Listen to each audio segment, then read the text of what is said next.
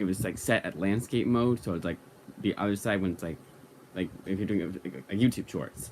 But they're like, oh, you can do that, and it's like, no, I don't want to do that. It's gonna look stupid. Unless I was doing like an actual shorts live stream, I don't want it like that. And it's taking forever. I'm already behind because I was supposed to wake up for like 8 o'clock or earlier to get the stream going for 8:30. But you know what? I meant 9:30. The whole entire time I meant 9:30. So this is gonna be a live stream, probably shorter than the actual videos themselves, of me going over everything I've gotten for fall and winter of 2023. Well, 2023, 2024. So it's, yeah, fall and winter. It does sound weird. Because it's like 2 years, you know. Because 2023 and then 2024. Because it does sound kind of weird. Cause you can't say, like, I don't know, just thinking of it like, I was going to call it like fall and winter graphic. I could just do that. Like, but say, I don't know, it sounds kind of weird. Alright, so I'm just making sure. Yeah, I know I'm now live, thank you. Alright, of course I can't find my own live stream on my videos. Go here. Go here. There we go, I got chat out, because I don't have, whatchamacallit enabled, StreamYard. I'm not paying for that kind of, you know. Alright, I can go up here. Just closer. Oh yeah, supposed to count. So while we wait for more people to show up, I am going to make sure I have all the comics. I know it's pretty easy because a lot. So it's not as many comics as. Again, no month got to May's, like 73 comics. I knew that wasn't gonna happen, but like a usual month, I used to get like 10 to 12, or 10 to 15, sometimes 20, but that didn't happen for any of these months. So the most I got in the past few months has been 12, and of course Christmas. I don't count Christmas. It's kind of cheating. I gotta order these too. So 1, 2, 3, 4. Actually, I didn't get all the way off anyways. So 1, 2, 3, 4. I don't know why I didn't think they wouldn't. I don't know why I didn't think they wouldn't be. 5, 6, 7, 8, 9, 10, 11, 12, 13, 14, 15, 16, 17, 18. Alright, so we're at 18. Checking live chat, nothing. Okay. It's 18, you said. 19, 20, 21, 22, 23, 24, 25, 26, 27, 28, 29, 30, 31, 32, 33, 34, 35, 36, 37, 38, 39, 40, 41, 42, 43, 44, 45. We got all of Christmases. That was the only one that I was at all concerned about because you can't tell it's 45 from just looking at it. Because some of these I got like 5 books. They got a lot of hardcovers and well, a lot of these they got 5, but because I got like a hardcover and a compendium, so just 4 that one. So that's pretty easy to just, you know, look at. Okay, so I know the other one was November, and that was 14, because I got some AOK books. 1, 2, 3, 4, 5, 6, 7, 8, 9, 10, 11, 12. I'm missing 2. Which 2 am I missing? Oh, Green Lanterns. Where'd I put those? Oh, we didn't put them. I'm sure I just put them in the same spot. It gotta be. You think they would be next? Yeah, they are. Come on. Alright, and then just gotta put some placeholders.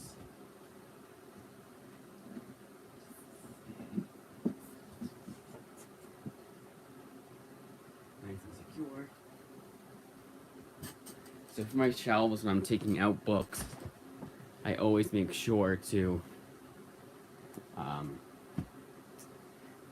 if it's, cause I don't like to be like tipping over, so I always like put books in. Because I always have books that aren't on my shelf, so I slip those in so they don't all fall over and everything like that. It's better because on my shelf, I have two shelves, like two sides of the shelf, and one side doesn't have like an end piece like that shelf does that you see, so like not always kind of leading up against like the, what do you call it, the little but without further ado, let's get into it. So yeah. Oh, I can have chat up here, can't I? Let's see.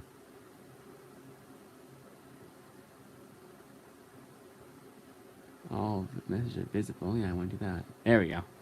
Tell him to queue up the phone.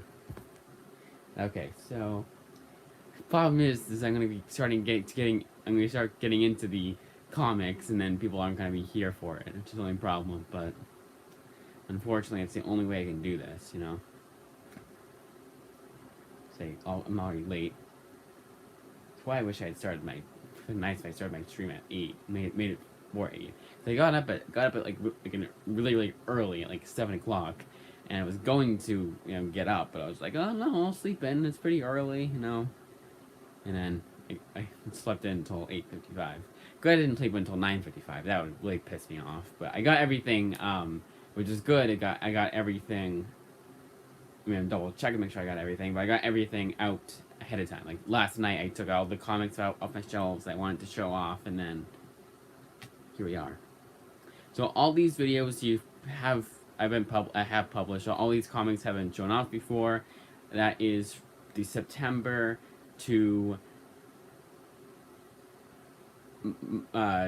February 2024. And I accidentally called February 2024's complete graphic novel haul. I accidentally called it March. I had March on the mind. I always upload these the first of the next month. So like March's haul will be uploaded on April 1st, or actually April 2nd.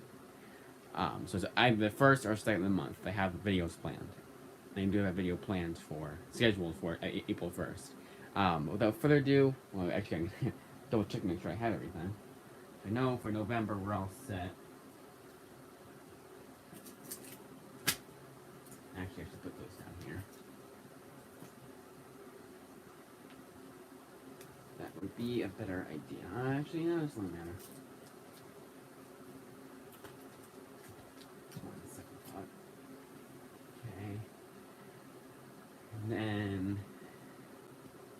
this is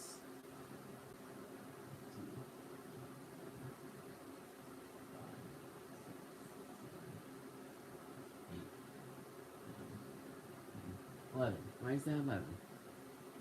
Am I missing from last month's haul? Did I just count wrong? It's a good thing I have a cheat sheet. That one. It's one of my last videos. It's funny.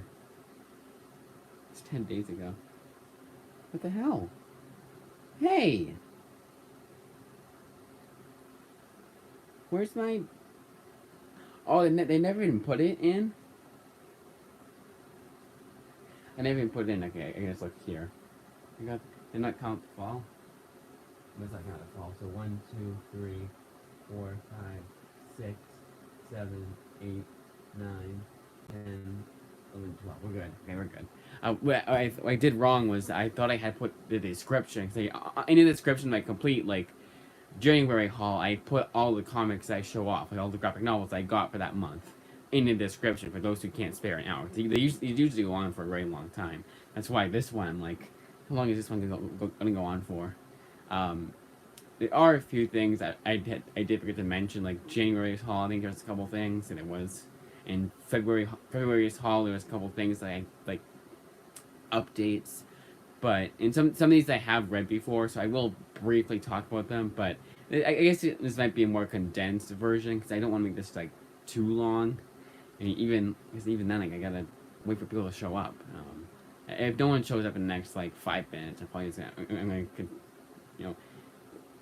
I'll give it time until I count all these to make sure I have everything. and ordered these too. Make sure they're not like, say, um, put these in, not in order, but like smaller books to bigger books if I can help it. So sometimes I can't. So that one's 4. That's pretty easy. So that one we got all set. That one we got all set. Which is this one. This one we got all set too. So it's pretty easy. This is October. So this will be next. You know what? I'll also give people time to show up. So I'll put everything, like all these stacks, and it'll be in order. It's funny how much bigger December's is compared to everything else. February, okay. So just gotta move this way. So I can fit in November's. Well, November's I can keep there. I'll remember. Sure, I will remember. Alright, I'm just gonna get into it. I told everyone on Instagram, but unfortunately, I didn't work out to where people would be here for it. And no messages yet. Alright, let's go through with it. Yeah, it's saying I have a viewer, but it's probably counting me on the phone. Alright. Saying nothing.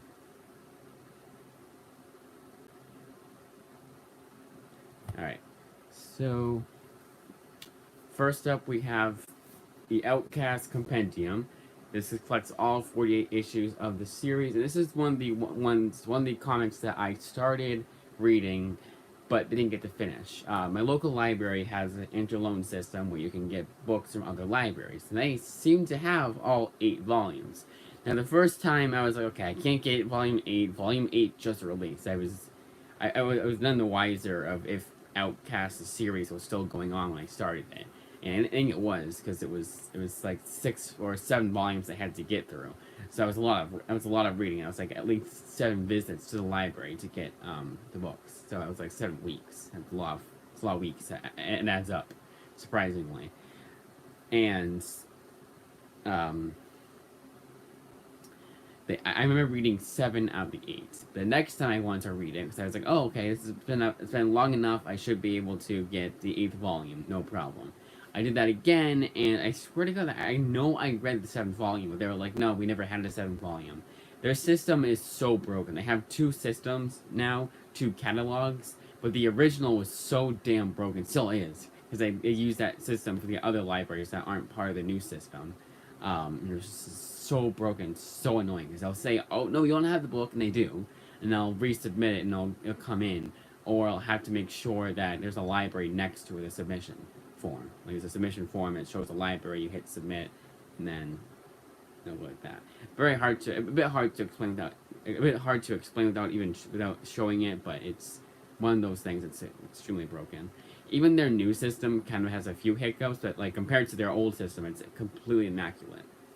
So yeah, it was one of those things where they didn't even have it. And in September, I wanted to get some more like hardcovers and compendiums, and I wanted to do something big, and this was one that I was decided to do.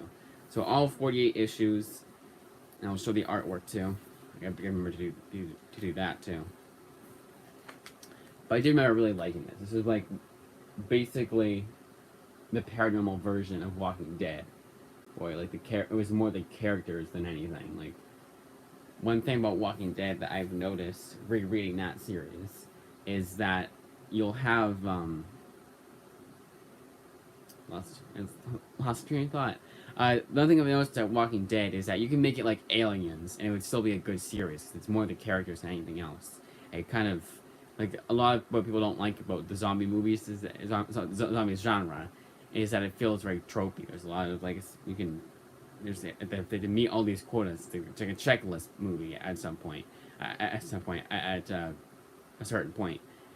But I think Walking Dead kind of like does away with all those tropes, and it's more a story of survival than anything like that. And it's really damn good. I've liked going back to it. So I was Outcast, and now for the compendium, it's gonna be very hard to show the artwork. It's gonna be kind of clunky, and weird. It's not weird, but it's basically showing off the artwork is going to be a lot harder for me to do than showing off the artwork for even a hardcover of that size. So you won't get like a full view of the artwork, unfortunately. I'm just opening up to a random page anyways, so if you guys want to take like a flip through of it, I mean, almost all of these I do recommend purchasing. I will say I don't recommend purchasing it, of course. But let's move on. So pretty much all these for September's graphic novel haul, I've at least read some of it. Now, the next three I've read all of it. Starting with On the Stump, which I read about a year ago. Actually, 2 years at this point. It was 2020. No, it was 2023. So a year ago. I read this about a year ago. This is On the Stump, written by Chuck Brown, and with artwork done by Prenzi. No first name, just Prenzi.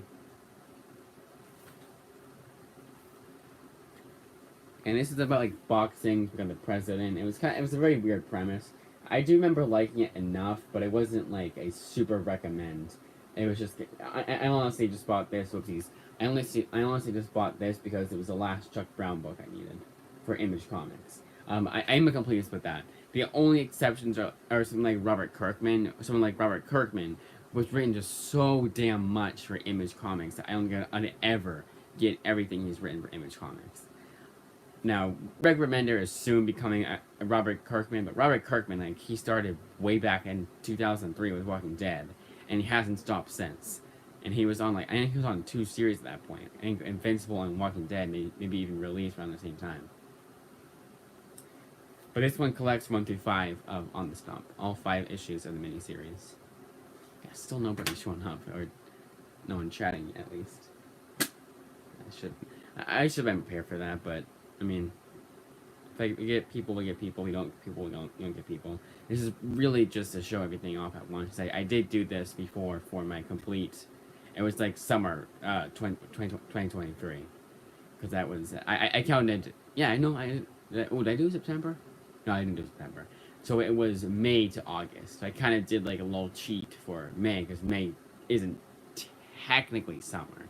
It's like a tail end of spring, but I made an exception. Kind of like for this one, where technically the end of winter is March 20th. So I should technically count Marches. It's more of, because almost all of March is still winter. But I don't do that. I count that as I count that as spring.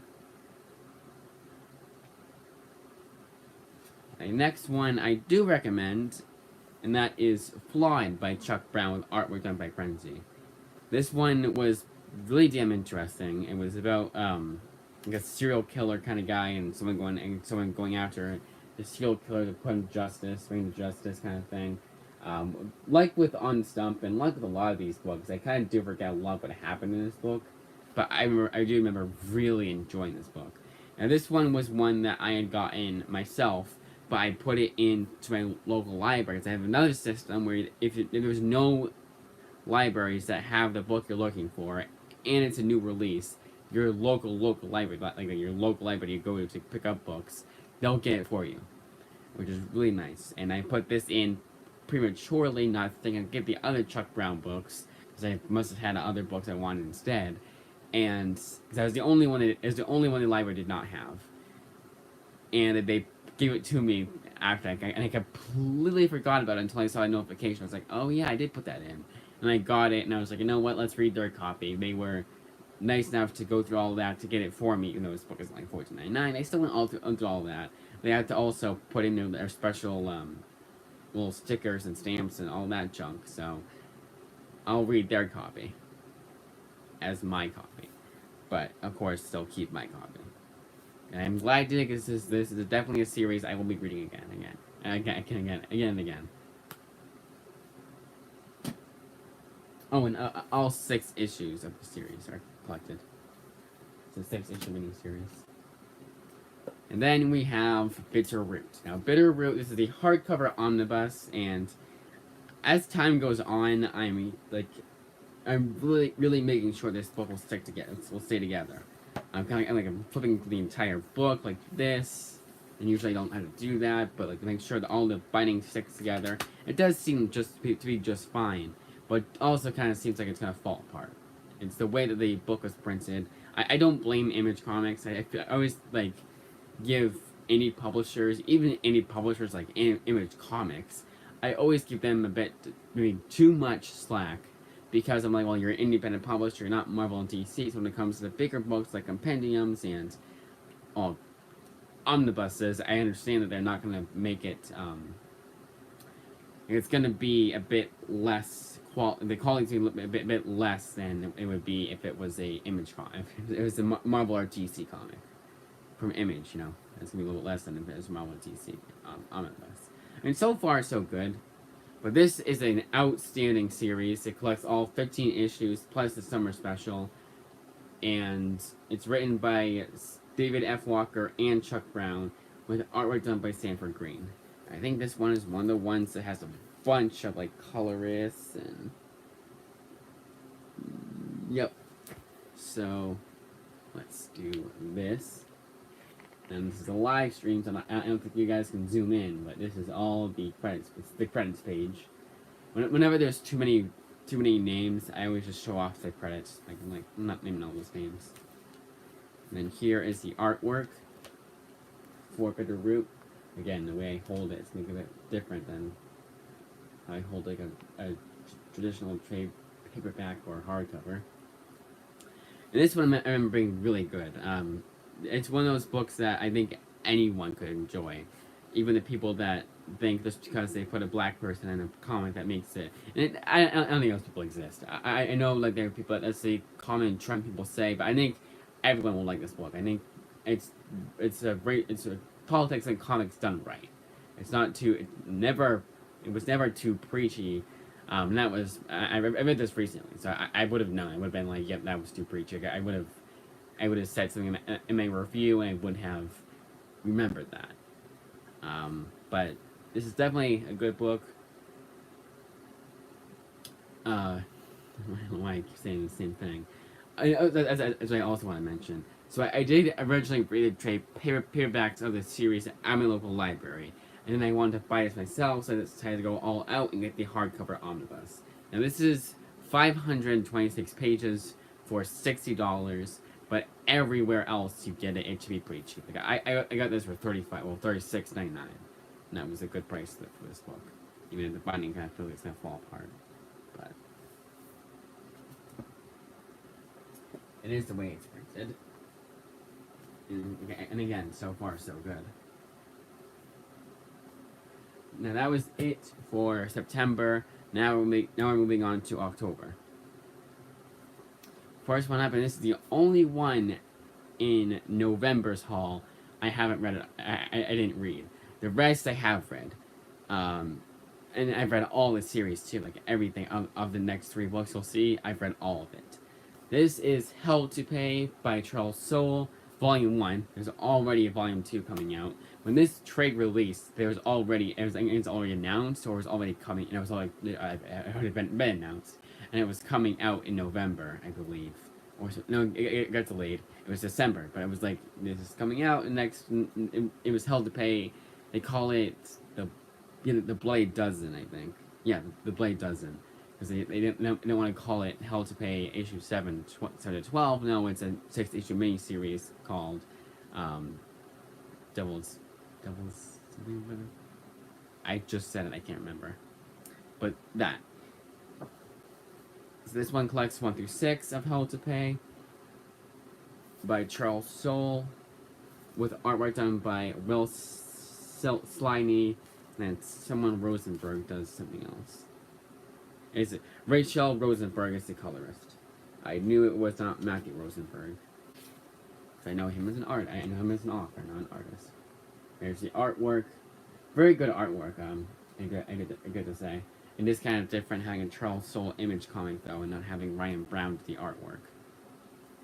Because I think everything else Charles Soule has done for Undiscovered Country is the other one, but both 8 Billion Genies and Curse Words, Ryan Brown did the artwork for, so you always I always associate the two.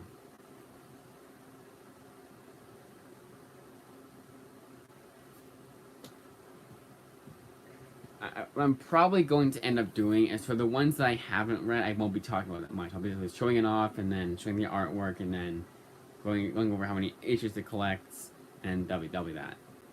Next up, we have Sacred Creatures, collecting all 6 issues of this series. And this is crazy because this also collects all 6 issues. So this one, you can tell each issue is much longer than each issue is in Hell to Pay. And that is 100% correct. I think the first issue, it's actually kind of because they have like table contents, even though I don't think they have page numbers. I don't even have page numbers, so what's the point of doing that? So it's 8. Chapter 1 starts on page 8, and chapter 2 starts on page 36. So like over 60 pages for chapter 1. Now beyond that, it goes they get lower. I think the average issue length was probably about 50 pages. I'd say, like issue 2 was 48 pages, I believe, and it was different. Like not even then it wasn't your standard. Even then it wasn't 48 pages. I think the next issue was like 50, and the last one was a bit longer. Could be wrong though. There's a Sacred Creatures written by Pablo Raimondi and Klaus Janson, with artwork done by Klaus Janson. I think someone else too. Yeah. So, contemporary scenes is done by Pablo Raimondi, but Chris Chukri, Brian Reber, and Hi-Fi Studios are the colorists. And then where does it say? Okay, so in the past, the scenes that take place in the past, is Klaus Janson is the artist, and Dean White is the colorist. Okay. Because this is one of those, like, really ambitious comics, so to speak. Like, a lot happens, and there's a lot, because it's over 60 pages for issue 1 already, so 300 plus page comic, but 300 plus page graphic novel is going to be a bit like there's going to be a lot that happens in it. And this one I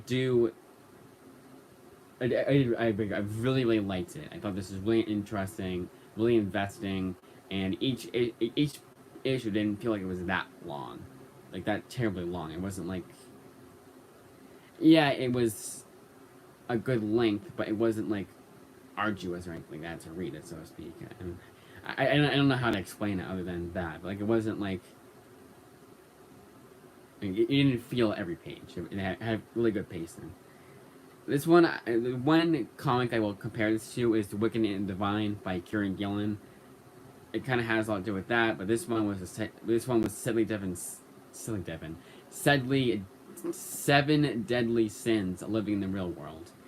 Other than, but and Wicked and Divine is like Greek gods. Is it Greek gods? It's like Lucifer and all those guys living in the real world.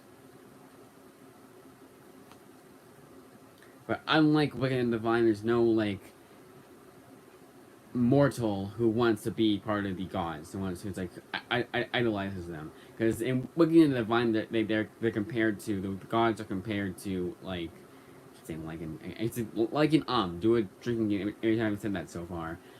But this one is like, it's unlike Wicked and Divine. They're not idolizing the immortal creatures, like, and then the big guys, the 7 Deadly Sins. They don't idolize them. But Wicked and Divine, they're compared to celebrities, so it was kind of like that kind of thing. Yeah, 1 through 6 of Sacred Creatures. Then we have all 3 volumes of Wayward. And so for these ones, I'm not going to show the artwork for every volume. I'm just going to do the artwork for volume 1 and leave it at that. So this one, so all 3 hardcovers collect all 30 issues. It's 10 issues per volume. I will go over however, I will go over how many issues each volume has. And this is volume 1, which collects, oh, this is volume 3, which is, get it backwards. So volume 1 collects 1 through 10, right? Yep. First 10 issues are clicked here. And each volume came with a poster. They're already on my shelf. There's like basically the minute I got this, and after I showed them off at my Comic Haul, I put those posters up. they're pretty damn good posters, but for whatever reason, I don't know what's. It's gotta be the tape that I have for them. It just does not stay on my shelf sometimes. It'll fall off. But so far, so good. The last time it fell off was about a month ago, I'd say. And it was pretty recently, but even then, it had been a while. Kind of let my guard down, so to speak. Let's see, artwork for Wayward. This is written by Jim Zub with artwork done by Steve Cummings. And then color art is Tamara Bonvillain, Ross A. Campbell, Josh Perez, John Roche, and then Jim Zub. Which I think is pretty cool. And then the color flats is done by Ludwig Olimba. And this series was absolutely phenomenal. Definitely the best Jim Zub book I've read so far. Without compare. No other book has come close to that. And it goes a lot. I should go to show just how much I like this book. This is absolutely phenomenal. This was basically my saga. I would say that. I mean, I had read Saga before, but I'd fallen behind on Saga. So this was kind of like, it was like I eagerly awaited the next volumes. Even the second time I read this book. Now, this was one that, yet again, I read the soft covers at my local library, but I love the book I love the series so much, I pitched in and I got the hardcovers. Went all in and got the hardcovers. Ironically enough, I was making comparisons to the Saga. So does Bleeding Cool with their little blurb here. They said it was, if Wayward isn't the next Saga, it'll be a damn criminal shame. One of the very few times I will agree with a quote blurb on a graphic novel or even a comic. Usually they wait till the graphic novel collection of the series to have little blurbs because they can't do it ahead of time. But this one, sometimes they're a bit like, oh, it's like really great art, or like the most like bland shit. But then sometimes they'll get an actual one that is good, so to speak. I double check to make sure. I'm pretty sure I don't have anything though. As far as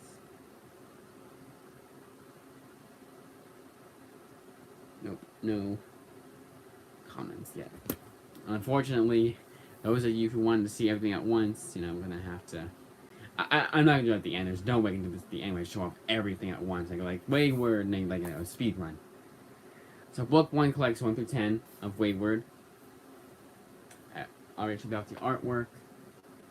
Now volume 2. So volume 1 spine looks like this, and so is volume 3.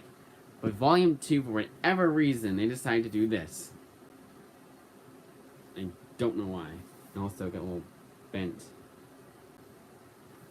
I swear to God, every time I get a hardcover from Amazon, I have at least one that shows up like this. Now that I don't mind, because it doesn't show off on the actual book itself. So it's like whatever.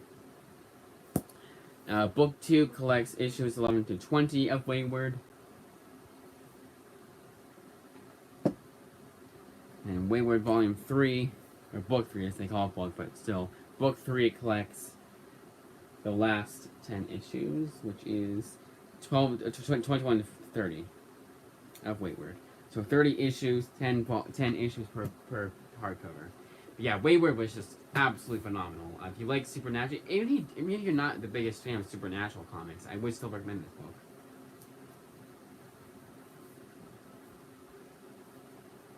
So that was everything for October. Now moving on to November.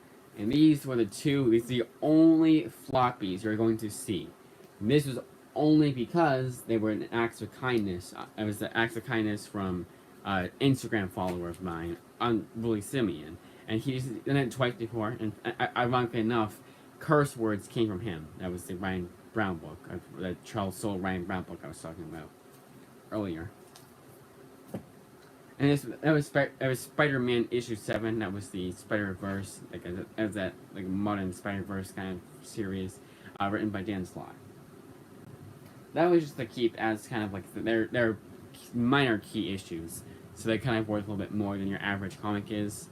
It's worth at least double. It's worth at least double its cover price.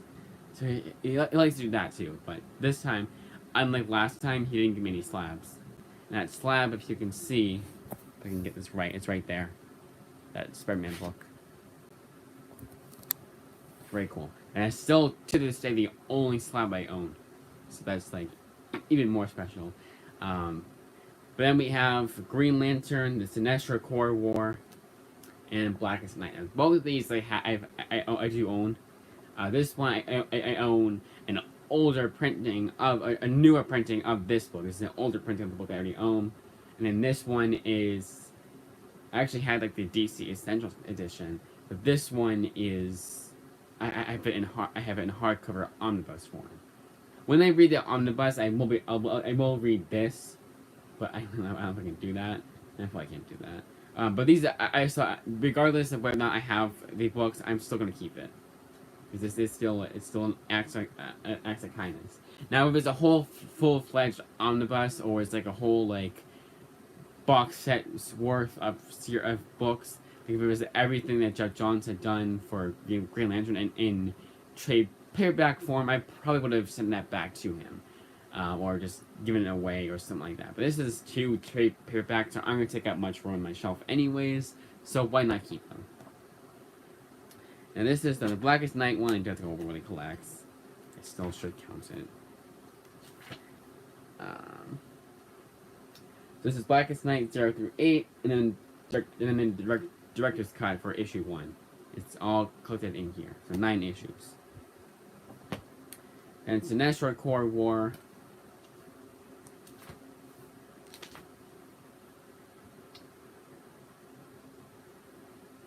Green Lantern 21-25, Green Lantern Corps 14-19, and then the Green Lantern Sinestro Corps Special. All collected in there. Wow, only going on for about an hour. Not even. We're already at November's graphic novel haul. And that's the thing too. It's kind of like my way of saying, if you want me to really talk about these books, then go to those separate videos. I will make a playlist for those. For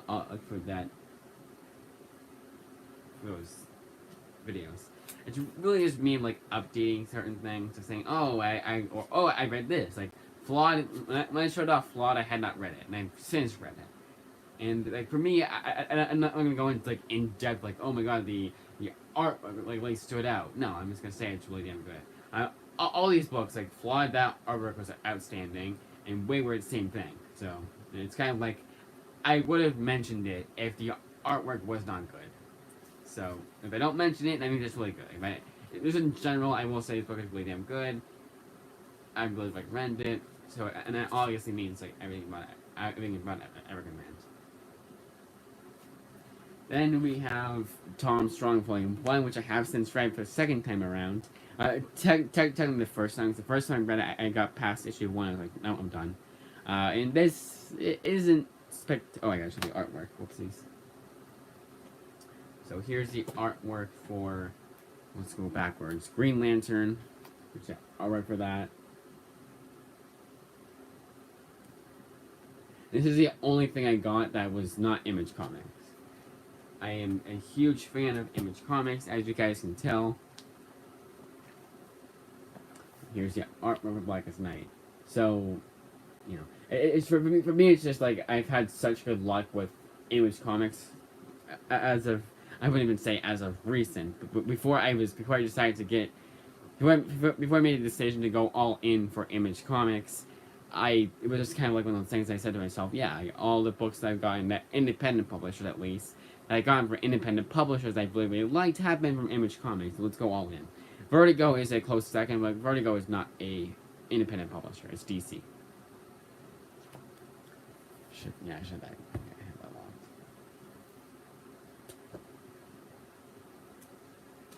So back to Tom Strong. Tom Strong was a series that yet again I started with. I only read past it. I only read issue 1. That was it, and I was done. Here's the artwork. This one is okay. Sure. See who did the. You know, for these I'm not gonna mention it. This is Alan. So I'm just gonna go over the writers. Jeff Johns did Green Lantern and Blackest Night, and then Pierre J. Tomasi is the co-writer. Like, he did a little bit of. Did he even do anything for Blackest Night, actually? No, he did not. So Jeff Johns is all. He did everything that was in. He wrote everything that for Blackest Night, and then Peter J. Tomasi did at the very least, did the Green Lantern Corps issues for Sinestro Corps War. So this is Tom Strong. This is written by Alan Moore. It showed the artwork. This is all right. This isn't like my favorite thing. So there is a compendium that collects everything. Well, not everything. It's a spin-off series, and I will not be getting that. But still, I'm glad I got the series regardless, because I have the first 2 volumes. It's one of those things I don't regret. Like, it's not one of those things I'm like, oh, like this. I really wish you gotten this. No, I will never be like that with an acts of kindness. It's always out of the blue. Like this time, the package had come in, and I still did not know that he had sent it out. And I checked my notifications, and sure enough, he had sent a screenshot and said, "Here's the books." Not here's the books, but it was here's the date that the books are gonna arrive at your location, your house, address, words. Then we have, yet again, written by Alan Moore, Top 10. And this one I have not read, but this one was the one I was so excited to find, to unbox. And this is all this series of all the issues in the first series. I guess after that it was like one shots and some one shots and then some mini series that are collected in the compendium and to finish off the entire series as a whole.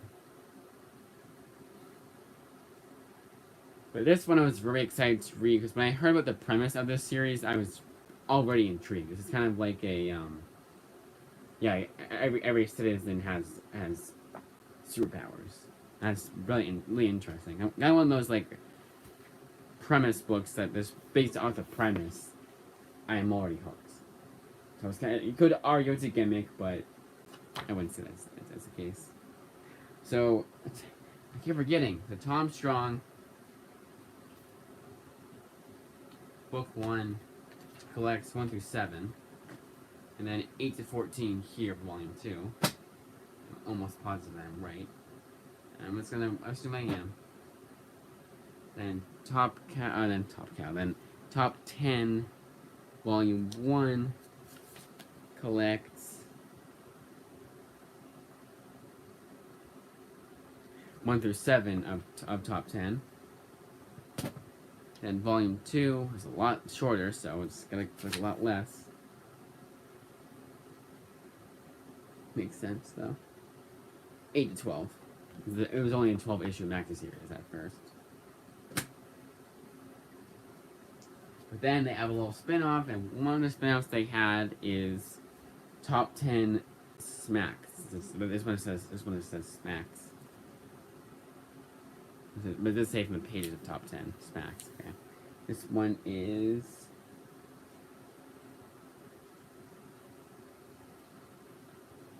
Smacks 1 through 5. So all 5 issues of that mini series. Yet again written by Alan Moore. And then we have Brightest Day. All 3 volumes hardcovers. Now this was one that I had on a Kindle, but I'm glad I got it physically because everything else I have for Green Lantern Jeff Johns, I do have physically. There's just one issue that wasn't collected. It was like kind of like I think it's an aftermath of Sinestro Corps War, and for whatever reason, at least on the solicit, they don't say it collects that issue of whatever it was. I forget what it was called, but I had to get that physically digitally. And then before I knew it actually collected the remaining issues, I had to get those on the Kindle too, but then I found out, oh no, those were actually collected, and I'm an idiot.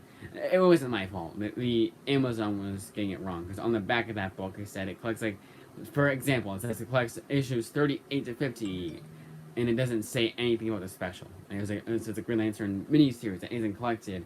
They say it isn't collected on the back, but in the interior, they say it collects it. It's kind of one of those things. New notification here soon. This is probably just a like on my post I said I was going live on. Yep. Exactly that.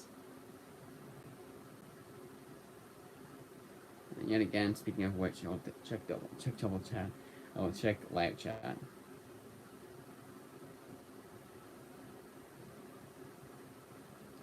Okay, nothing yet. I know it will probably show up there first, but it could go away. So this one collects all 24 or was it 30 issues of Bryce Day. I want to say it was 24. This one again is co-written by Pierre J. Tomasi.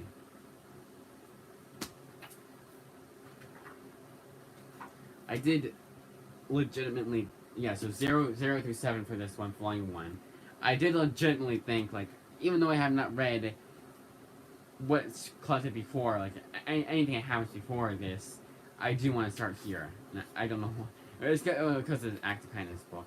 It's like, you know what, let's just do it, but that's not the best idea. So, already, it's after Blackest Night, so here's this. And Blackest Night is kind of like, you can't read that as your first Green Lantern Jeff Johns book.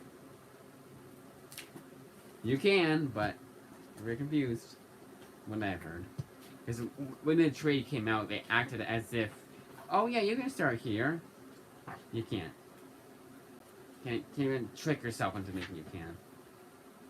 So next volume is 8 to 16 of Blackest Night. So 8 issues per volume. I want to say at least. Then volume 3 is 1724. I was right, all 24 issues. Plus the zeroth issues, so 25 issues total. But sometimes zeroth issues are like half the page length of your normal issue. So if it's 22, it's 12 issues. It's 12 issues. If it's 22 pages, it is 11 pages for the zeroth issue. And now on back to Image Comics, we have Monstrous Volume 8, collecting 41 to 48, right? Of Monstrous. Now, originally they said 41 to 48, and anyway, it starts at 41. Originally they said 41 to 40, 42. 42 to 48. Now, originally they said it was only going to collect 42 to 47. And I got 48 on the Kindle. And then I said, nope, actually, we were wrong. It's like, thanks. But unlike Green Lantern, it was only one issue. It only wasted $2. So we're good. Yep, 42 to 48. 42 to 48 of Monstrous. Now, Monstrous is a series that, even though my local library has it, it's an ongoing, so I break that rule. Like, even before I was comfortable with getting books like with Wayward, I got all that series. It's you know, they had the entire series of Wayward at my local library. Yes, it was the top cover, but they had the entire series at my local library. Again, Angel Loans came from the library, but still, like, even better, it was on their new system too. All 6 volumes were, so it was very easy to get all 6 volumes of Wayward. But before I was comfortable doing that, I justified getting all 7 volumes that were released before of Monsters back in November, because it's an ongoing, you know? It's for me to keep on doing, like, oh, well, it's either I would never get back on this series, or it would keep reading this, you know, I do volumes 1 through 7, and once volume 8 came out, I do volumes 1 through 8. So I keep on reading volume 1, keep on reading volume 1. At least now I can reread it whenever I want to. But this one, I'll be waiting until the entire series concludes before I jump into the series again. I already know I really like it. This is like, basically, I guess you could say it was a bit of Saga, but it wasn't completely like Saga. It wasn't a complete page turner, but it was still very damn good. The artwork here is absolutely phenomenal. The artist here is Sandra Takeda, and I think she just might be my favorite Image Comics artist. I really dig the artwork here.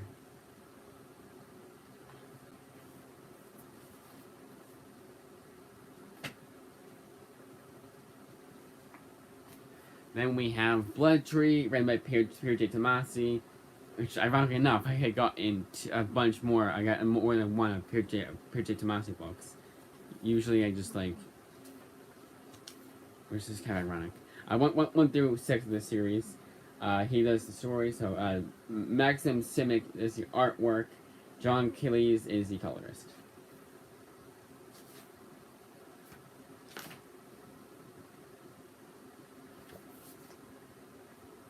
Then here is the artwork for Blood Tree.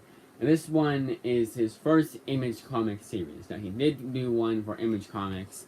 The trade is out from Image. The trade is from Image Comics. That was called The Mighty, but it was originally from DC Comics. This is his first official Image Comics work.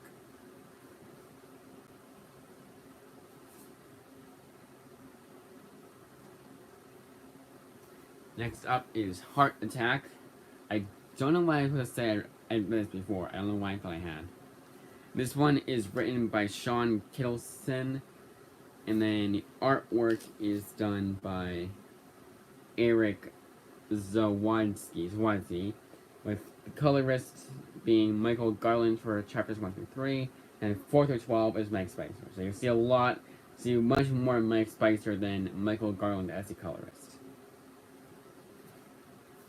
And no, I'm not going to show the colors from issues 1 and then do issue 7.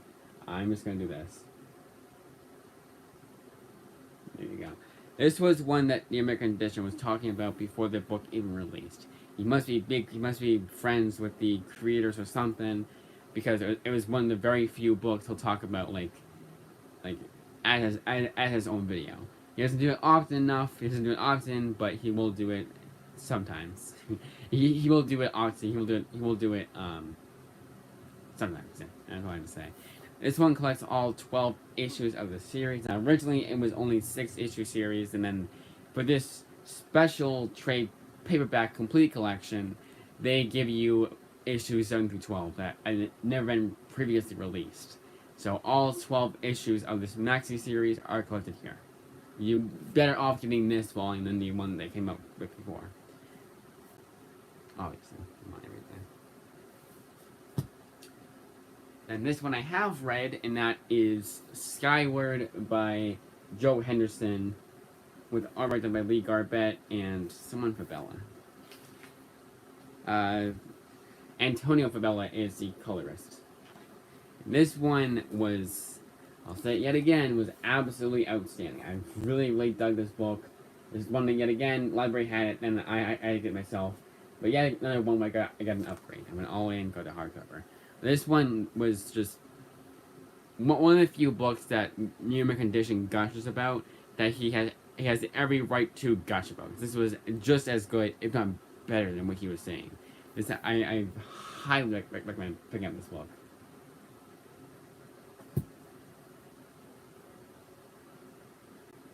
This is such a pain in the ass putting all these books back on the shelf. Good thing like that I would say like over half of what I'm showing off is all in one section. Like it's all in one section, of course, like all in one shelf row. It's like some of these, like almost all of these are on my top shelf, because that's kind of like how I do that. So the way I order my shelves is hardcover, author, series and author. Like so everything I have by Brian K. Vaughan, that's all in one section. Everything that I have by Rick Remender, that's all in one section. So if I got if in November I got Daily Class, the companion, let's say the companion, or I got the hardcover for Daily Class, that would go with my Rick Remender collection. It doesn't go with when I got the books, you know. But the newer books, yeah, you'll see a lot of the newer books on my top shelf. Obviously, that's the way I have it. But if I get like a book by, say again, Rick Remender, it still goes to the Rick Remender books. Like the Robert Kirkman book that goes to Outcast will go with the Robert Kirkman books. And there is one here that technically he wrote, but it was a lot of Invincible. It was Invincible. Spoilers, one of the books that we're seeing soon is Invincible Universe. And that one, one of the last books that we're seeing actually.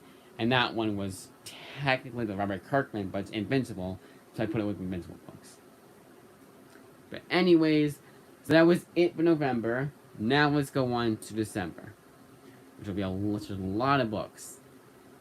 So first up, we have Blackjack Ketchum, written by Brian Schreimer, with artwork done by... Oh, it's right here. With artwork done by Chris Bolney. That's it. Must also be the colorist. This one was a western. Looked to be very up my alley. Brian Tremor had also written another series I got in Christmas of 2022 called Fair Lady. So I had to get this. Once I found out that he did more than just one series for Image Comics, I had to get this. Now, on Image Comics, all you see for Brian Schreiber is Fair Lady. You don't see this collected. You don't see this credited for him. I don't know why the official comics website doesn't have every last thing the guy has done for Image Comics. I understand if he did it for Vertigo and now it's Image Comics and I have it on there. I guess it could technically make the argument to at least have the trade there, not have the issues, of course. But other than that, you should have that. Like there's a series that you'll be seeing pretty soon here. One of the last books we'll be seeing is called Dead 17. The only volume the guy had done that was for Image Comics was Volume 7. Everything else was from a different publisher. So all that we have for Image Comics is the complete collection, which I own, and Volume 7. And then the issues for Volume 7. It's kind of like one of those things. And he has one for, actually no, it's 2 volumes, I think. Because he has some issues of Volume 6, I believe. I don't know. But moving on, this is 1 through 4 of Blackjack Ketchum. And I know I showed the artwork. Next up, we have Alpha King. This is one of the books I put off the longest time. I was like, yeah, Brian Azzarello is one of my favorite writers, and there's not a single thing I've read by Brian Azzarello that I didn't like. Closest it comes to that is his Superman book for tomorrow. But even that, in the most recent time I read that, I did dig it. But it was kind of like that second time I read it, I was like, yeah, not too great. The third time I read it, I was like, it's not the best, but not the worst either. I still like it enough. Yeah, I would still count it as a good Brian Azzarello book. Not great, but still good, like still passable. Still, you know, I wouldn't say, oh, it's a black sheep. No, it's just not as good as his other books, and not the best Superman book to read for beginners, because it's not the best interpretation of Superman, but still good as a comic nonetheless. So this one actually is co-written by Nick Floyd, right? Yes, Nick Floyd. But it's two writers, Brian Azzarello and Nick Floyd. And the art and covers is done by Simon Bisley, but the colors is done by Brian Brown. It must be a different kind of... Must be a different Brian Brown than does the artwork for Curse Words, because it's Brown... Both Browns, both Ryans put their last name differently. This Brown is like the color brown, and then Brown has the E at the end. And it's 1 through 4 of Alpha King. Then we have Class War, closing 1 through 6 of Class War by Rob Williams. This one also seemed pretty interesting. Like it's kind of like the it's a superhero book, but also deals with politics. Like the president's one of the guys, like he spray paints the word liar on the president's statue, something like that. Burns the word liar into the forehead of the president. On TV. So not even just like the actual president. He burns the word liar onto the president on national TV. So one of those books. It sounds very interesting. 1 through 6. Now I don't usually like politics in comics. Like I always like, and I mean like president shit. Like I always kind of feel that to be kind of boring. But here it sounds very interesting. Here it was like that's exactly what I want it to be. And honestly, like, I'm really thinking about the ones I read that had like dealt with presidents I didn't really like. Even what was it? Letter 44. A lot of what I looked at that series was some of the stuff that dealt with the president. Like there's like a lot of like stuff like that happened, and I was like, that's kind of interesting. And it's kind of like I was saying, I found that to be more interesting than anything else that was going on. Another Rob. Oh, sorry. So this is Rob Williams, and who's the artist? Is Trevor Harrisine for Class War. Now this one is yet another one that is. So I want to say, Travel Foreman is the letterer. Not exactly telling you. But yeah, artist is Travis Harrisine. That much I know. And then of course the writer is Rob Williams. Now, for the first time, this is from Image Comics. The original issues were from a different publisher, but the trade itself, this new printing of the trade at least, is by Image Comics.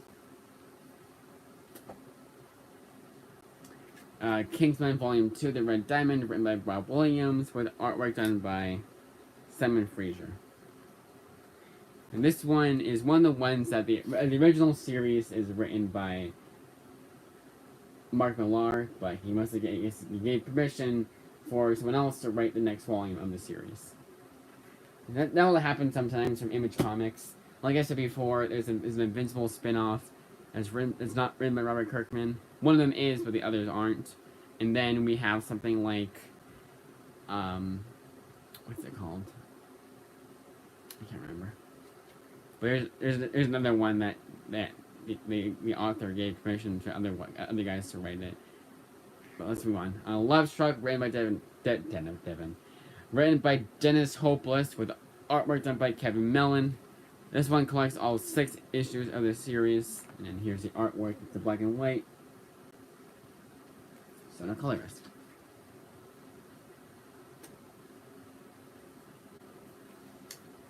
Finally getting something that I actually have read. So it's like more just, so like something like Love Struck, sometimes I'll get that just because it's the last book I need from that author. And sometimes it'll just come out of nowhere, like, oh, Dennis Hopeless, he did this for Image Comics. We didn't credit it on his Image Comics website, on the official Image Comics website, which again, really irritating. They don't do that. Moving on to Snot Girl, all 3 volumes of these series that are out so far. They keep saying that they'll make more. Like it's not over yet. They're coming out for more, but nothing yet.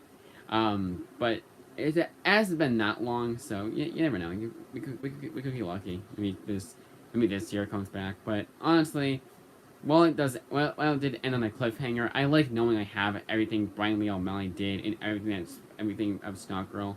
You know, from everything that Brian Lee O'Malley did for Snot Girl and for Image Comics. I like knowing I have it all in one. Anyways, Snot Girl Volume 1 collects 1 through 5 of Snot Girl. And this one was a very good series. This one, not as good as the Scott Pilgrim, but very damn close. Probably the closest that anything has come to. They expected a book like Snot Girl to be constantly like gross out humor and, oh, isn't that super wacky? And it's not. There's a few instances of that, but once they get that out of their system, they give you a damn good story. It's a contemporary, it's a slice of life. It's not like as crazy as Scott Pilgrim was, but it does get pretty crazy sometimes. Like more than you'd expect, I guess you could say, if you're not familiar with Brian Lee O'Malley's work. But very good. And Volume 2 collects Snot Girl 6 to 10. Let me try. I'm pretty sure I showed the artwork. I'm just gonna double check this. So again, this is the artwork Volume 1. Snot Girl. And this one collects 6 to 10 of Snot Girl. I'm just gonna say Volume 2. I'm not gonna say Volume 2, California Screaming. I'm just gonna say Volume 2. And Volume 3 collects 11 to 15 of Snot Girl. So for the most part, the books I'll be showing off, I've read before. Obviously, I like them enough to own them. There are some exceptions, but so far, no exceptions. Self-Made, written by... Here's it. It's on the back. Don't know why it's in the back.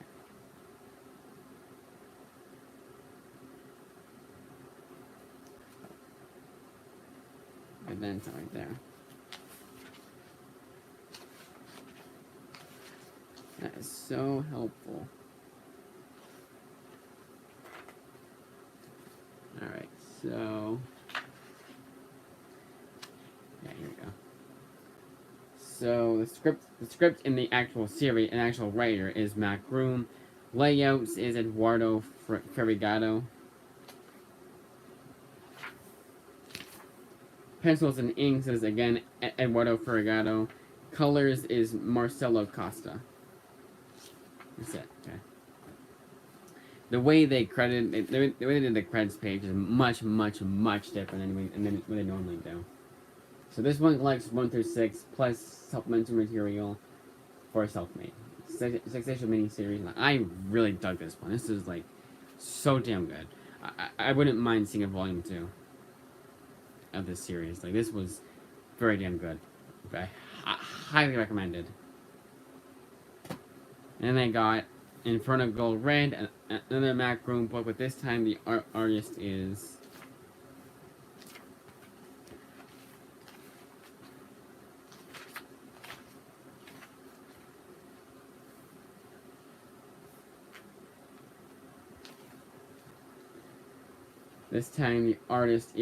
Erica Duorso, and the colorist is Igor Monti. Background assistance done by Lorenzo Tometa, and the color assistant is Sabrina Del Grosso. That's it. That's all I credit. I don't credit the letterer. I don't credit these as an editors. It's just I do what's shown on here. Who did the writing? Who did the artwork? That's all that's all I assume you guys care about, anyways. You know. And 1 through 3 of Inferno Gold Red, but each issue was clearly a bit longer. It was about, like, I would say 48 pages, about the size of the 3 Jokers issues, I would say. Still no comments. That's fine though. Then we have all 3 volumes. Oops, not all 3 volumes. I thought I realized that. I keep thinking I got volume 1 of Bitch Planet for Christmas. Like, in retrospect, I don't know why I think that, but I do. So this one, volume 2 is volume 3. Volume 2 of Bitch Planet collects, I want to say 7 to 12 of Bitch Planet. This is written by Kelly Sue DeConnick, and the artist is Valentine De Alandro.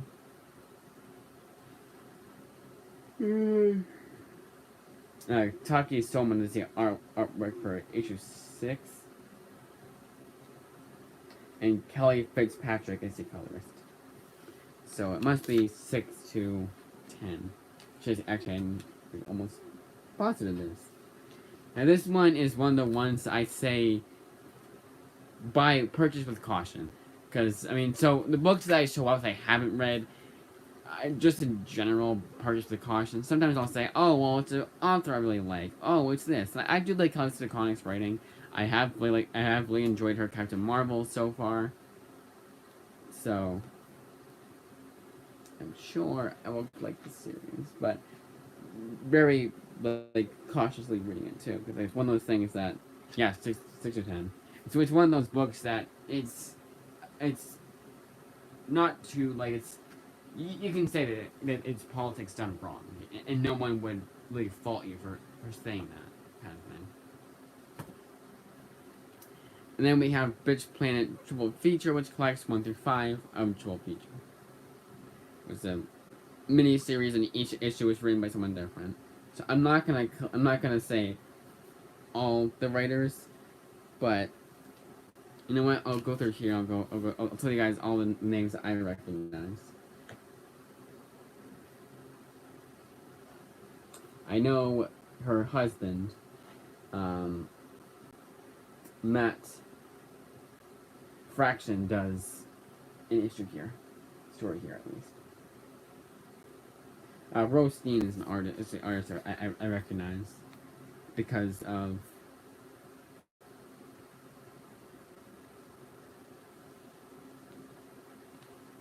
what is it called?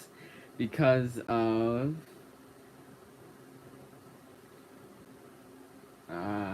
Crowdy. Crowdy was the one that Rose Steen did the art for, or colors for. He did something, or she. I don't know. Vita, there's a story here. That's it. That's all I know. Elsa Chartier does the artwork for Matt Fraction written book. The book that Matt Fraction wrote. Did I forget to show? Did I forget?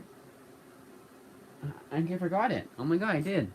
It's a good thing. It's a good thing I recognized or recognized. It's a good thing I remembered it because I completely forgot about it. How did I miss that when I was counting it? That's kind of annoying.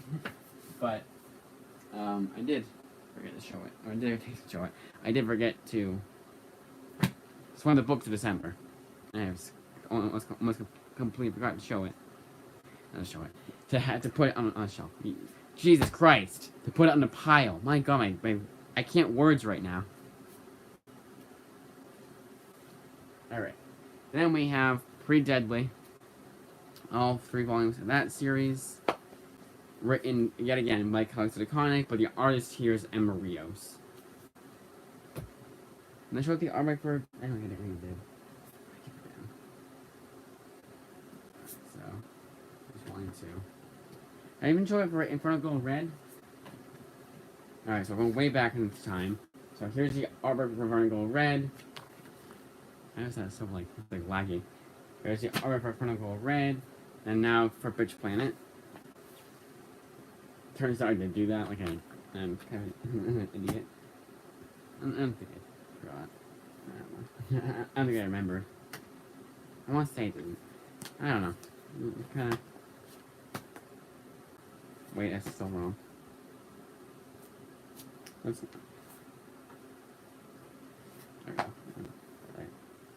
I'm gonna shuffle it like that. Okay. So I put these backwards. That's why you saw for Wayward I showed off volume 3. Because on the shelf, you have to stack them backwards. So it has to go 3, 2, 1 for that. Because on the shelf, you want it to be 1, 2, 3. So I always forget to do that. So I have to do it ahead of time. But for Wayward, I completely forgot. So this is all 3 volumes of Pretty Deadly. Volume 3, I still hate that. It's like a bit warped here. I don't know if you can tell.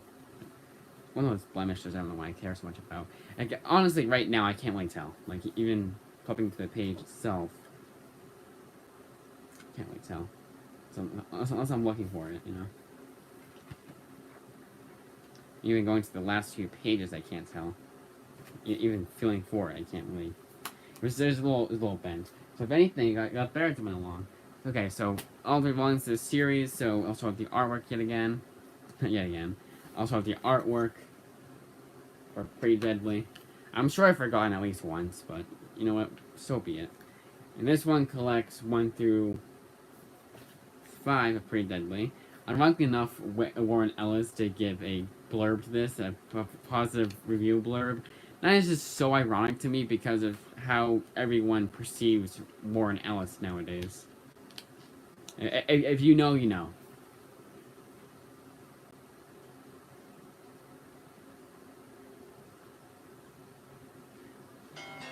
I will not be getting into it. Oh my God, it's calling me.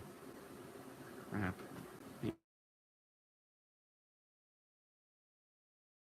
I'm asleep right now. I'll call it back. If I get a voice now, I'll have to try and like mute this or something. Alright. So this is 1 through 5. I believe. Yes? I'm trying to find that.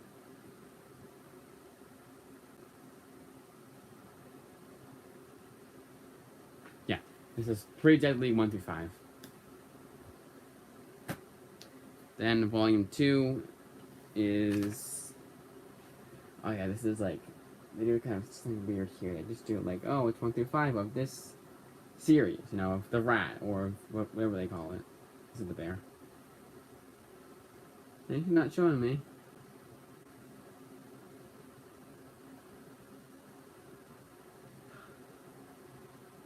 Tell me.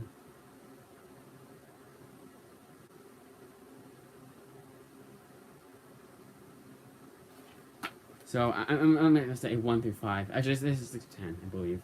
I believe this was 6 or 10, and then volume 3 was the only one that was. Like, so this volume 3 is called The Rat. There's 1 through 5 with The Rat, and it's the only one. I'm just gonna say it is. It's either 1 through 5 with the bear or 6 to 10 the actual series. I'm not 100% sure, but it's still all written by the same person. Yeah, it's still the same. It's still the same creditors and artists and everything. Everything's the same across the board. Then we have The Mirror, which is written by Emma Rios, but the artwork is done by Quillen.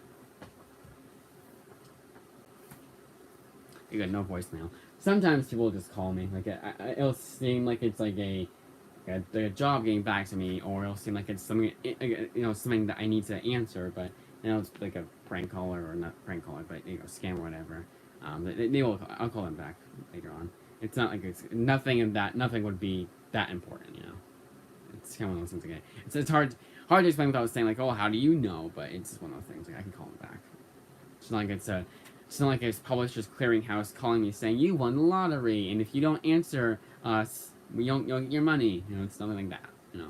Right? I can't call them back. Just short stuffing. But here's the artwork for. I know it's nothing. It's not like it's not that important. Here's the artwork for the mirror. This collects 1 through 5 of the mirror. And if it was important, they actually do have it. Like I'll say, like it's from the official company too. This one just said the location and the number. So that's when I know. Like if it says something official, that I would have answered that. That's what I meant to say. So yeah, 1 through 5 of the mirror. And then here it's 6 through 10. And one issue must be a lot longer than all the issues. Probably issue 10, because it's a bit thicker than the volume 1. Noticeably so. This is the one I forgot about, and this is Love Everlasting, written by Tom King, with artwork done by Elsa Chartier. That's how I remembered that. I was like, oh, that's right too. That's why don't I have things. I didn't remember taking it out. I will double check. I'll count it yet again. But yeah, kind of weird. Maybe I miscounted on here, or maybe I miscounted on the video itself. I don't know. And this one collects issues 6 to 10 of Love Everlasting. I never showed the artwork. I never did. Then we have one I've read before, and that is Made in Korea. This is written by Jeremy Holt, with artwork done by George Shaw. That's it. No colorist. Or it's the same color. Artist is the colorist. And here's the artwork for Made in Korea. And this was absolutely phenomenal. I kind of do want more out of this. But I don't think you can. I think it kind of ends like... It has its definitive ending, from what I remember. It kind of did. But this one, it's like a robot. If you want like a robot kid, if you want a kid but you can't have kids of your own, you got a robot kid. And it's not that... predictable. There's a lot that happens in here that I was like, I want to know what happened next. Like very much a page turner. Very much so. And this one collects all 6 issues. Plus, what I assume is like additional stories that weren't collected anywhere else. But I think it's just at the end of issue 6. Or maybe it's backups. Come on, backups. Knowing the way that they do for collected editions, it was just backups, and I'm just now realizing that. So for something like for All-Star Batman, they have the backups at the back of the book. They're not in the back of the issues like they were originally released. No, the back of the book. So if you want to read the entire issue as it was originally released, you have to go to other avenues to make sure that this issue ends here and this issue ends there. It's like, why do they do that? And that's just me being a stickler about it. Not everyone is gonna feel the same way, but I do. So Post Americana and Maestros are both written and drawn by Steve Scrose. Now originally, I think I said it was just written by Steve Scrose. Because I said, oh, Dave Stewart. Okay, he did the artwork. No, he's just a colorist. I don't know if I ever corrected myself, but story and art, Steve Scrose. Dave Stewart is a colorist. Now, both these series I've read before. Both are phenomenal. Both I recommend. Maestros more than Post Americana. And both collect 7 issues of the respective miniseries. So, 7 issues for Maestros and 7 issues for Post Americana. And here's the artwork for Maestros. And here's the artwork for Post Americana.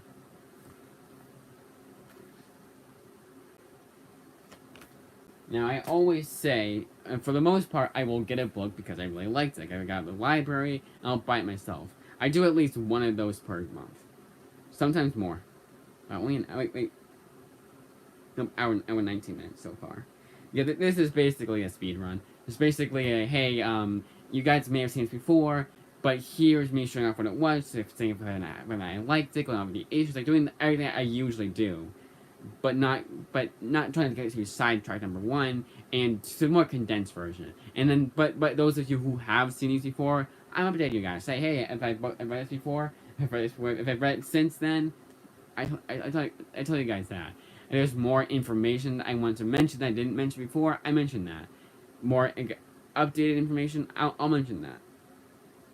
So, going back to what I said before, for the most part, I will get a book because I really liked it, or in this case, it's the last Pornzak Pichetti, I don't know how to say his last name, Pichot, I think it is, book I needed for Image Comics. So this is Infidel, Plex 1 through 5 of Infidel, again, Pornzak Pichot, I think it's actually Pichot, and the artist is Aaron Campbell, so at least you have really done good artwork, with the colorist being an editor too, huh? That's weird. That's just weird. That's funny.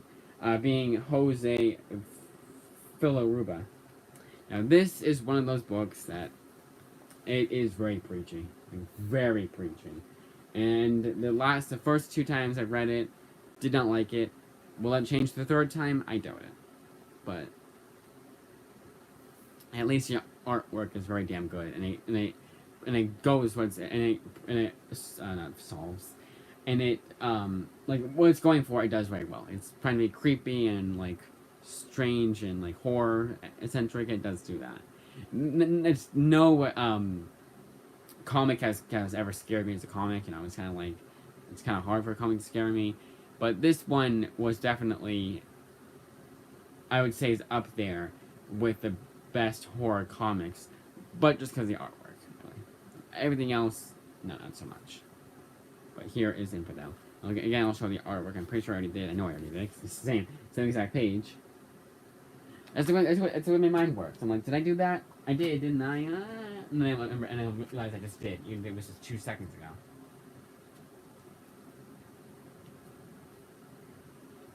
Then we have yet another series I kind of just got. This one was just kind of like, you know what? I want to do one more series I've read before. And this one I like just enough. And this one, like, on the skin of its teeth, gets a approval from me. But this is definitely a judge a book based on its cover. Did you see the cover? And you're like, that's what I would like. I think it's kind of cute, little romance books, comics. I'll pick it up. Other than that, I would say don't. If you saw that and you're like, nope, that's not for me, it's not gonna be for you. This has some fantastical elements, but it's pretty much just a little romance, slice of life kind of comic. And definitely for a certain audience. This is not gonna ever be a part of my underrated gems or best image comics video. No, it's just gonna be a, hey, I've read this before and I liked it enough. Here it is.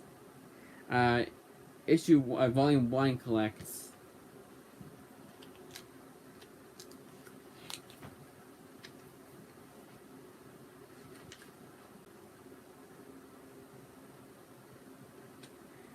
Volume 1 collects 1 through 5 of Moonstruck.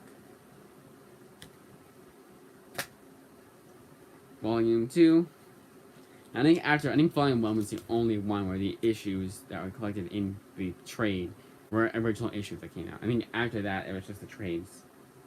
But they still counted as issues. At least for this one, right? Maybe it didn't. But technically, chapter 1, alright. Since I've read this before, I can just do this. I know. There's some fantastical, so 5, so 6 to 10, technically. There were some fantastical elements, as you can kind of tell, maybe. You can't really tell, but they're hybrid animals. Some of them are like centaurs, and they kind of thing. But other than that, again, like I said before, you can pretty much judge it out based on its cover. But chapter 3 did end like cliffhanger. I was like, damn, I actually want to read more of that. So, kind of, we went around full circle. I started this series and I was like, why am I even reading this? I mean, to be fair, like I did judge it really harshly when I first saw it, and when I kind of confirmed to me what exactly it was going to be like, I was like, yeah, that's not for me. But then I read it and I was like, no, that's pretty good. So 11 to 15. So technically, all 15 issues are collected here. But Volume 1 was the only one that had like the actual issues collected. But yeah, it's good enough. Competently written enough. Nothing here that pissed me off. It's a couple things that, well, minor things that pissed me off. I was like, really? Yeah, we gotta. I think that is a big deal. No, but other than that, I enjoyed just enough. And this one is it's so bad it's good. I just had to own Man Eaters. This was I cannot believe they read it. I cannot believe they read it. I cannot believe that this comic got approved. This is like crazy.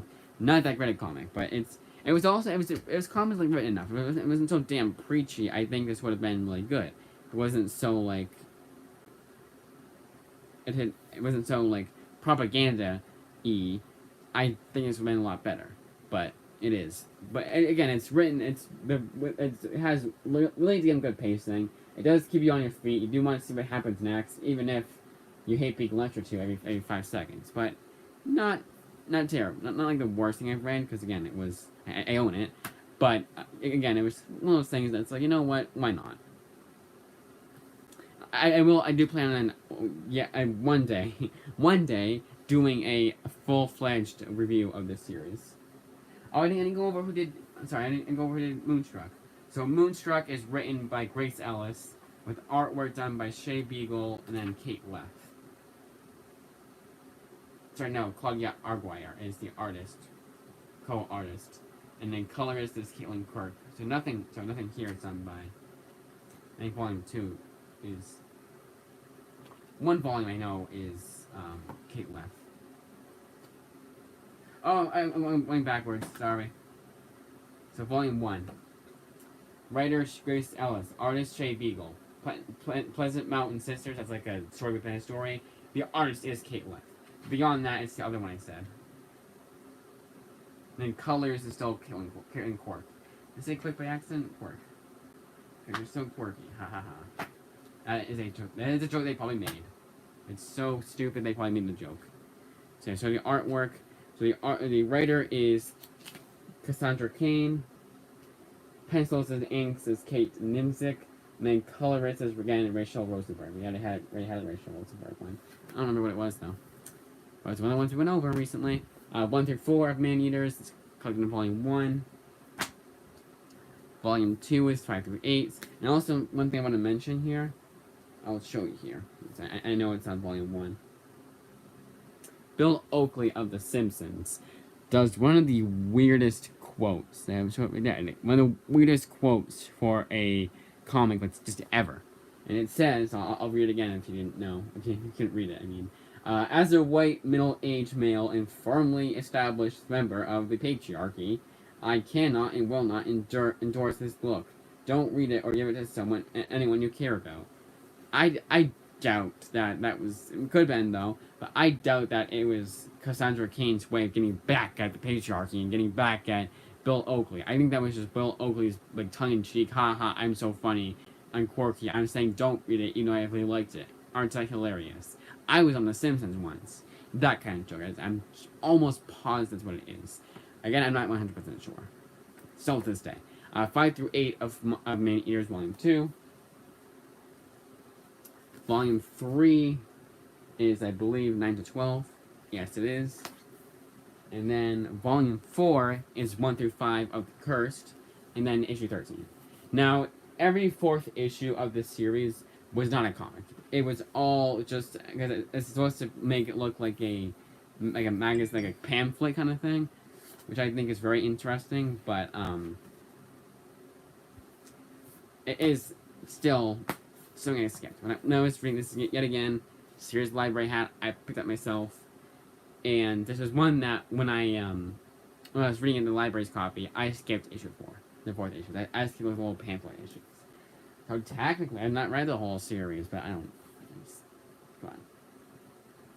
Yeah, that was. I just got a ding, and I thought it was a voicemail ding, like, oh, you got a voicemail, but no, yeah. Again, I'm gonna naturally assume it wasn't anything too special. Like, it wasn't like a thing I had to answer right away. I have a few game theories, but even then, it's nothing too. I don't get 2 people here. Sound off on a comment, whoever's here. We are an hour and a half in. 10:46 is the time. I have to eat breakfast at some point here, so let's move on. We're almost done anyways. We only got 2 more months, and this is the only month that's gonna be a lot. This is Two Graves, written by Genevieve Valentine. Artist is Ming Doyle and Annie Wu. Colorist is Lee Luffridge. And I'm seeing his name a lot. His name is slowly Lee Luffridge is soon becoming the Jordi Belair of colorists. We'll see their name everywhere. But I can't remember off the top of my head what he's done that I've read recently. Here's the art. Here's the artwork. This is 1 through 6 of Three Graves. One of the very few comics that, as thick as it is, it's only charged at $12.99. And I thought, like, a part of me thought at first, oh, it's gonna be smaller than your average trade paperback size, like the little digest size. It's not. Same size as your average trade paperback. Yeah, 1 through 6, right? I should double check, make sure I'm right. There's a lot of back matter, I believe, for this series. Could be wrong, but no, actually, no. Issue 1 was double the length. 1 through 6, I believe. I believe it was that, at least. One of them I read recently was like, oh, it was 40 pages rather than your average 23 pages. That's cool. But yeah, 1 through 6 of this series. And yet again, just mentioning it, I was just showing it off briefly because I haven't read it before. I haven't read it before. Both of these are written and drawn by the same writer and artist. Both of these collect 1 through 6 of the respective series. The writer is Iolanda Zanfardino, so I'm watching that, and the artist is Eliza Ramboli. Then here is the artwork. It's 1 through 6 of a thing called Truth. And this is the least we could do 1 through 6. There we go. Now, to those of you who are probably thinking to yourself, why didn't he show off the artwork for volumes 2 through 4 of Man-Eaters? He likes to show off the artwork. I will only do that if I have like the first volume of a series. I will only show the artwork for volume 1. Everything beyond that, if it's like volume 2, volume 3, won't show the artwork. Mainly because I don't want to show any spoilers, potential spoilers. Because sometimes issue 6, and like let's say someone dies issue 5, and issue 6 is their gravestone. It starts right over the gravestone. Oops, I just spoiled the book for you.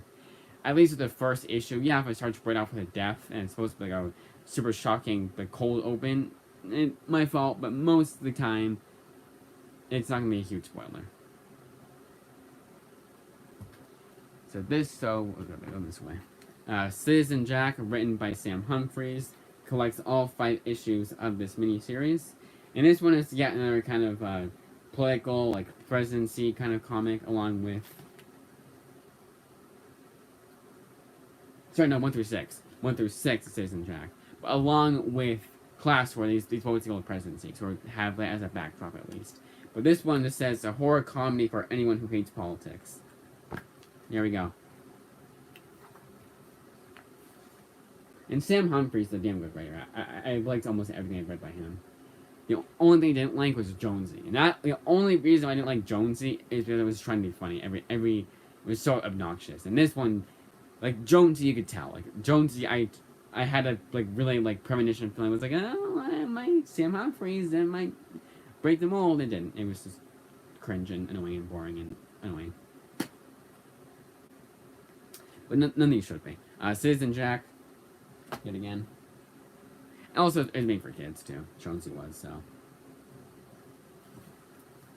They're trying to be funny, and trying to be, outlandish for kids, and it's not working for me. This is Blackbird, yet again written by Sam Humphries. Oh, sorry, the artist for this is Tommy Patterson. So, Citizen Jack, the artist is Tommy Patterson, colorist is John Alderink. So, Blackbird, written by Sam Humphries yet again. Artist is Jen Bartel. I think they colorist too, right? Layout artist is Paul Reinward. Nope, colorist is Triona Farrow. And chapter 1 is colored by Jen Bartel and Nayoung Wilson. A lot of artwork artists, layouts. Art layouts. You can tell that you like waking up as late as I was waking up, as late as I woke up. I can only imagine how it'd be if I woke up at 7:15. Like I got up at 7:15. I should have though. I really should have. But 1 through 6, 1 through 6, right? Or is it 1 through 5? I know we're one Sam Humphries one. I was wrong. I said, oh no, it's not 1 through 5. You know, they weren't both 1 through 6. Actually, they are. It actually is. You know, it is. 1 through 6 of Blackbird. This is one I read before. Really dug it. Really love this one. If you liked Wicked and Divine, you'll love that one.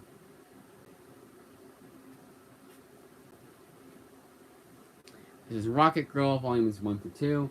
This is one of those ones that, again, Skimmick's cheap. I wanted to get it. I like the writer, Brandon Montclair. Artist is Amy Reeder. So I was like, you know what? Why not get it? I read before. I wasn't super in love with it, but yeah, why not? You know. So Rocket Girl, Volume 1. And Volume 1 collects 1 through 5 of Rocket Girl, and Volume 2 is 6 through 10. I am rereading their series Moon Girl and Devil Dinosaur, and that's kind of like, and both Rocket Girl and Moon Girl are rated T for teen, but Rocket Girl gets away with having 2 uncensored F words, and Moon Girl can't even have any swear words, like maybe a 1 use of hell in the entire 47 issue series. But Moon Girl is definitely made for kids, and T for teen for Image Comics really means like, yeah, kids can read it. Sometimes we'll say it's for all ages. We'll read T for teen. It usually means PG-13, like a very soft PG-13. And sometimes like Rocket Girl, they get away with a bit more, but usually it's like, okay, it's a bit more blood.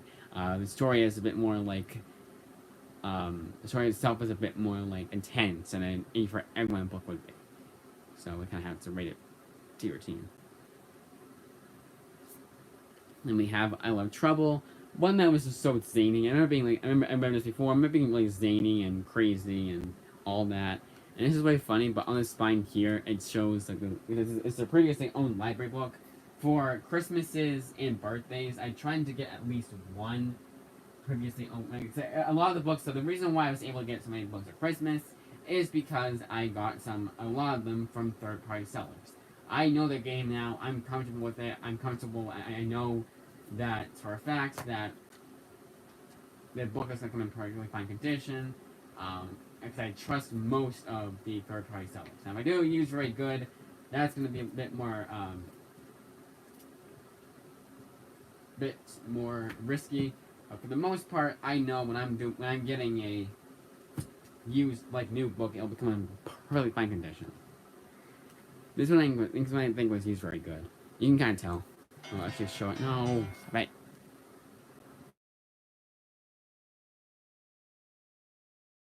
One person just called me. I'm doing a live stream, guys. You have to call me after. I should have said who it was. So you can tell right here. Yeah. Yeah, I'll answer the phone call after. You guys don't have to be like, you answer it now, and just, we'll wait. I don't have to mute this live stream. Find out how, actually, is that? It's right there, I just saw it. Oh, okay, I can flip the thing here, too. That's cool. I can do a lot of the live stream. I can't do it. Yeah, it's got a voicemail. Alright, I'm gonna mute this for a second. I'm just gonna at least listen to the voicemail.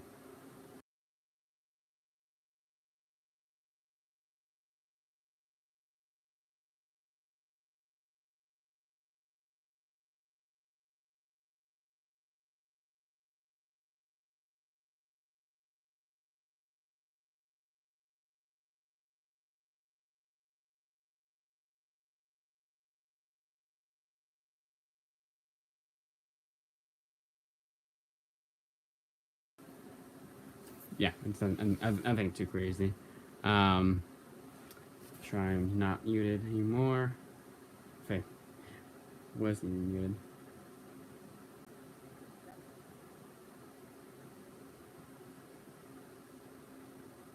Yeah.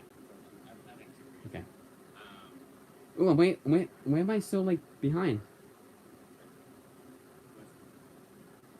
So I'm gonna say, hi guys, how is it going?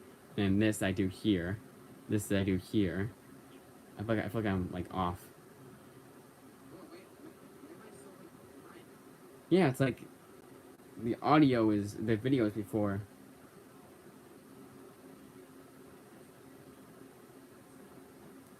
That's really weird. I don't know. It's like my mouth isn't matching what I'm actually saying. Like I'm dubbed or something. Alright.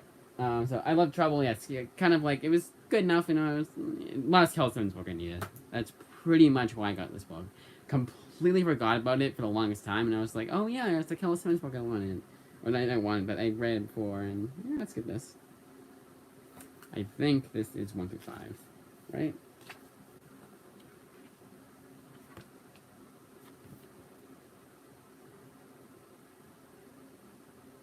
No, 1 through 6. I always say 1 through 5, and it ends up being 1 through 6. Here, I'll show you the artwork yet again. There we go. And we have Bolero, written by Wyatt Kennedy, with artwork done by Luana Vecchio. And I can be very careful, because there's a lot of nudity and sex and everything. This is a romance comic. This is basically, they said it was Eternal Sunshine of the Spotless Mind meets Lock and Key. I would say Eternal Sunshine of the Spotless Mind is the best way to, even Lock and Key. That's the best comparison to make to this series. It is a lot like Eternal Sunshine of the Spotless Mind. If you've seen that movie, you know that's very zany and very zany, very zany. It's very like out there and like outlandish and very crazy and strange. This is also very strange, but in a good way. Like with Eternal Sunshine, in a good way. 1 through 5 is collected here, and then thankfully the where it was collected in the Image Comics anthology is also collected in the trade. So you have more than what was collected in the individual issues. But this one was very, very good. I really dug this book. Each issue does not feel that long, honestly. Especially the second time I read this series, did not feel that long. I read this all in one sitting the first time I read this book, because I felt like each issue was taking forever to read. So it's like, you know what? Let's read it all in one sitting. Count it as an OGN. And the fact that I was able to read all of it in one sitting without taking out much, without like feeling it was that arduous, is saying a lot. This is a thick book. Oh, got a comment finally. Let's see what's wrong. I see it on the whatchamacallit there. No, I do not do that anymore. I just do graphic novels. The only ones that I've gotten recently that were regular comic books were this, that I got as a gift from someone, but these are just to keep it in Mylars. I cannot keep up. Not keep up. I cannot justify spending $3.99 for something like this, so I just get graphic novels. Now, when there's a new series that's out that I want to get. Again, I'm only getting trades from Image Comics. So there's like a series on the Kindle. Let's say they have a sale for the new Ghost Rider series, and it's on sale, and each volume has come out so far. I would get, if I really wanted to read it, I would get those issues on the Kindle, or the volumes on the Kindle, and then read that. But other than that, yeah, I'm just getting trades. And then some series in my library has the first few volumes of the new Spider-Man series, for instance. I'll read that, and then read their copies of that Spider-Man series. So if there's anything that's new and they have, I'll check it out if it interests me enough. Or if and other back issues too. I don't do new stuff, obviously, but that's pretty much what I do nowadays.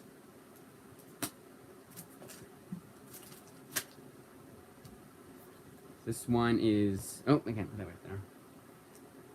I like to have it go by author, and because I have a hardcover for the same author, and it's one of those things where I just put the hardcover somewhere else, because I have all the hardcovers together. No matter who writes the books, I have all the hardcovers together. So it's like, oh, I have Jim Zub, and then next to that is Devin Grayson. But Devin Grayson's softcover book is Matador, which is Matador. I realized I didn't show it off. I was on Devin Grayson. But one of the books I'll be seeing soon here is Matador by Devin Grayson, and that one I have softcover. But usually I have hardcover, so I do that. They comment again. I gotta check on the phone. Do you read any other stuff like Bronze or Silver Age? Silver Age, yes. I have read the Fantastic Four. That first epic collection they came out with, that was phenomenal. I loved that. That was so damn good. I've read some of Spider-Man. I've read Golden Age, some of Batman, some of Superman, but Golden Age is like not my thing. The only Golden Age book I really dug was Green Arrow. That was like right what I wanted. It was very zany, very crazy, very like of its time. It was exactly what I wanted. And Bronze Age, Silver Age, Spider-Man, Avengers. I read some orphaned issues of that. Like I read the first Marvel Masterworks, did not like it. But read the orphan issue of issue 19, and that was like, there we go. That's what I wanted. I read the Kree Skrull War. I thought that was just okay. I pointed off to my nephew because I have it on the Kindle, so I was like, just give him the trade paperback as a birthday gift. I kind of not forgot about his birthday, but I always give him hand-me-down comics. But there's only so many comics I can give him before, because it's always like the books I'm gonna be selling. So I always give him like the books that's worth nothing, a book I'm not gonna get any money back of what I spent on it. So I'm like, you know what, pawn off the kid. I'm running out of those, so I'm like, you know what, let's get a trade. So I read Kree Skrull War. I read. I don't know if I read Silver Age. I read someone Doctor Strange, was not my thing. The only Doctor Strange I like is like with Thor. Doctor Strange is modern age only. But off the top of my head, that's all I've read for Silver Age. DC, I can't read anything Silver Age. That's just not my thing. So moving on to this is Nameless 1 through 6, written by Grant Morrison, with artwork done by Chris Burnham. I think it's the only. No, and the colors must be. Yep, Ethan Fairbairn. I knew that much for certain. And this is, if you know Grant Morrison and you see the artwork here and you're like, this looks exactly like what I want, you will not be disappointed.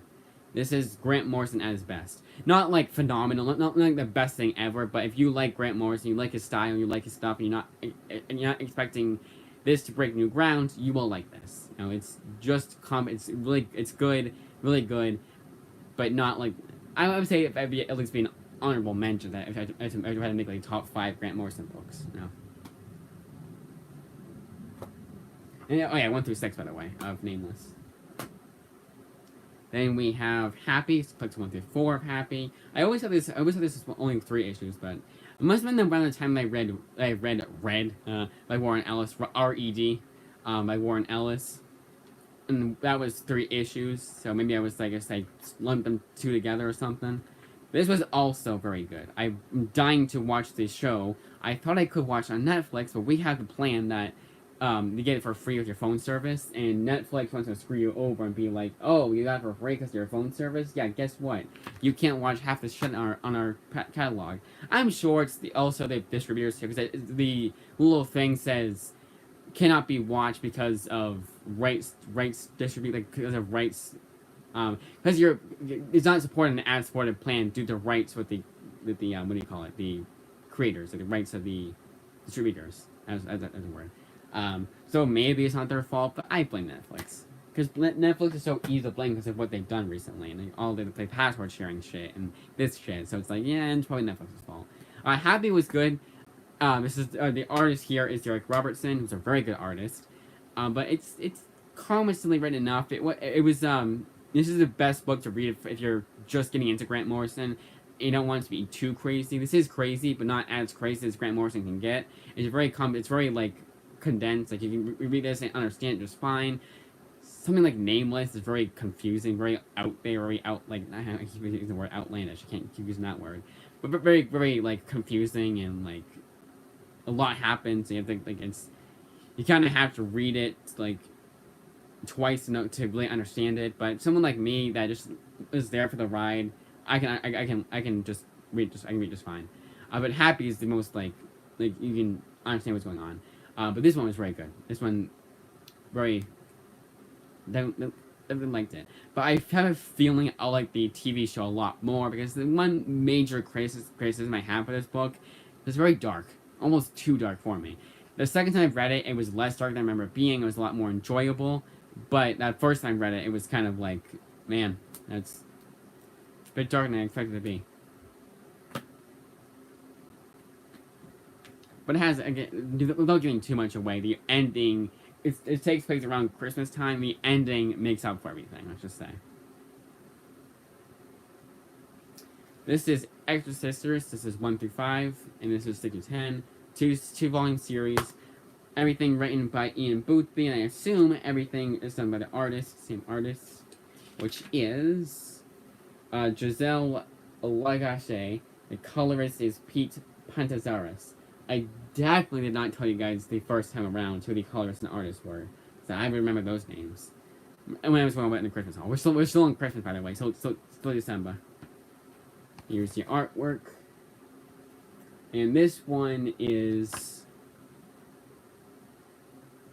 What is this one? What was the one I was trying to think? Oh, so this one is written by Ian Boothby. And Ian Boothby, if any of you guys are like have been around for like my entire YouTube career, if you were reading Simpsons comics, if you're reading Simpsons comics at all, because a lot of you guys, the first few subscribers before I got into like regular comics, I was into Simpsons comics, and I collect those like crazy. That's what got me into comics, the Simpsons comics, and the best Simpsons comics were written by Ian Boothby. In fact, the very first Simpsons comic I read was, at least the first story was, it was an anthology series. I had like a bunch of stories in one issue. In fact, the very first story I read from Simpsons comics was written by Ian Boothby, which is crazy. So we come full circle here. I had to that. They had that at the library previously. It wasn't a series I was super crazy, but I liked it enough. I thought it was good enough. But nothing I was super crazy about, but I had to get that for that reason alone. And because, when I get it, I didn't hate it. I remember liking it, but it wasn't like an outstanding book. It was like a 6 out of 10, 7 out of 10. I would say 7 out of 10. Just good enough. So now we're, actually, the last one will be one I read before, but the next two won't be. So I have 3 left. This is Black Cloak, Volume 1. Kelly Thompson writes it, Meredith McLaren does the artwork, and Becca Carey is the colorist. Now, this is not exactly the artwork I like. I got, I'm sure I'll get used to it. I read in Meredith, I actually did read a series that was written by Kelly Thompson. And even the whole entire, everything, the creative team. I think the whole entire creative team wrote this series. It was a Dark Horse book. I am blanking on the name, but it was written by Kelly Thompson. At least it was written by Kelly Thompson, and the artwork was done by Meredith McLaren. And their Heart in the Box, that was called. It was called Heart in the Box. It was a Dark Horse book I got at my local library, and it was good enough. The story itself I kind of felt like was a very first draft kind of book, but as a first draft, it was good enough. It wasn't anything that I was super bored with at all. But it was kind of like, probably won't be released again anytime soon. But this one, but when I was reading that one, I was like, I can kind of get behind Meredith McLaren's artwork. It seemed like she was trying to be very similar to the way that their facial expressions are sometimes. For me, at least, it reminds me a lot of Andrew McClellan's artwork. I kind of find they have the same kind of last names. It's a Mick kind of name, but it's McClellan. Yeah, McClellan it's Headlopper. It's another Image comic series. But yeah, here's the artwork again. I'll make sure I feel like I didn't show it. I was just doing a close-up. I feel like I didn't show it like they usually show it before I did the close-up. And this is 1 through 6. All 6 issues of the series. They say there's more, but it says it's the first arc of the series, but nothing yet. And the next book she's writing after her most recent one, she's already finished actually. The Call is her most recent one. Hopefully we'll be seeing that pretty soon here. Will be a G.I. Joe book. What's G.I. Joe? It's an Energon Universe book.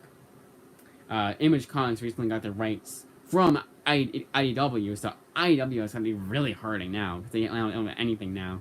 But they got rights for Transformers, G.I. Joe, Cobra Commander, all of those, like, all those 80s nostalgia, movie, TV shows and shit like that. So, this is Matador, written by Devin Grayson, 1 through 6. There's the artwork. And Devin Grayson is a really damn good writer. I've liked almost everything she's written. Only thing I did not like was her Omni series, but I think she was co-written, I believe. I believe it was co-written by someone else, so it was kind of like, okay. Artwork is Brian Stilfreeze, and then story apparently is by Stilfreeze and Grayson, but that never means anything. Story usually means they said, okay, so in chapter 1, we're gonna have there's a murderer, and they gotta find out who's like that kind of thing. It's never usually. Seems like the only thing keeping IDW open is TMNT. Yes, exactly what I meant. I was about to say. They're hard. I think out of all the publishers, they're hurting the most. Like they have like their stock is like laughable. They're off the New York Stock Exchange, which I think is one of those things. I think Image Comics is still on there. Like, I think almost every publisher is still on the NYSE, but except for IW. Not everyone comes from. I hate that everyone came when I'm like almost done now. Well, not almost done, but like halfway through at least. More than halfway through. Like I would say 75% done. That's fine though. You know, it's most of these they've seen before anyways. You guys have seen before anyways. So it's kind of like doing it like an all-in-one kind of thing. I did before, so I want to do it again. And it's just kind of like also to see who will show up too. You know, it's not like I want anyone to show up right away. You know, kind of thing. It's whatever. Oh, this is Matador 1 through 6. I said. I should never looked it up. I want to say 1 through 6. Actually, I know it's 1 through 6. Here's your artwork yet again. Yet again, Devin Grayson, really good writer. Only thing I read by her I didn't like was Omni. But again, that was more the co-writer's fault, I want to say. It seemed to be just kind of like they were trying to go for something, and that failed. Then it's another Devin Grayson book, User 1 through 3. Each issue was very long. But this time the artist is John Bolton, and Sean Phillips is the colorist. Yes. I know Sean Phillips is not the letterer. So, doesn't say. We're just gonna assume. Then here is the artwork for User. I remember really digging it. It was, yeah, I remember really digging it. I don't know why I'm supposed to say anything about that. Anything other than that. So that was December's haul. So I'm gonna count it again. 1, 2, entirely possible. I forgot 1, 3, 4, 5, 6, 7, 8, 9, 10, 11,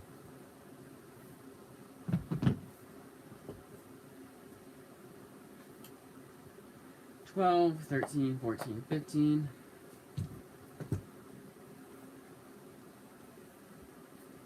16, 17, 18, 19, 20, 21, 22, 23, 24, 25, 26,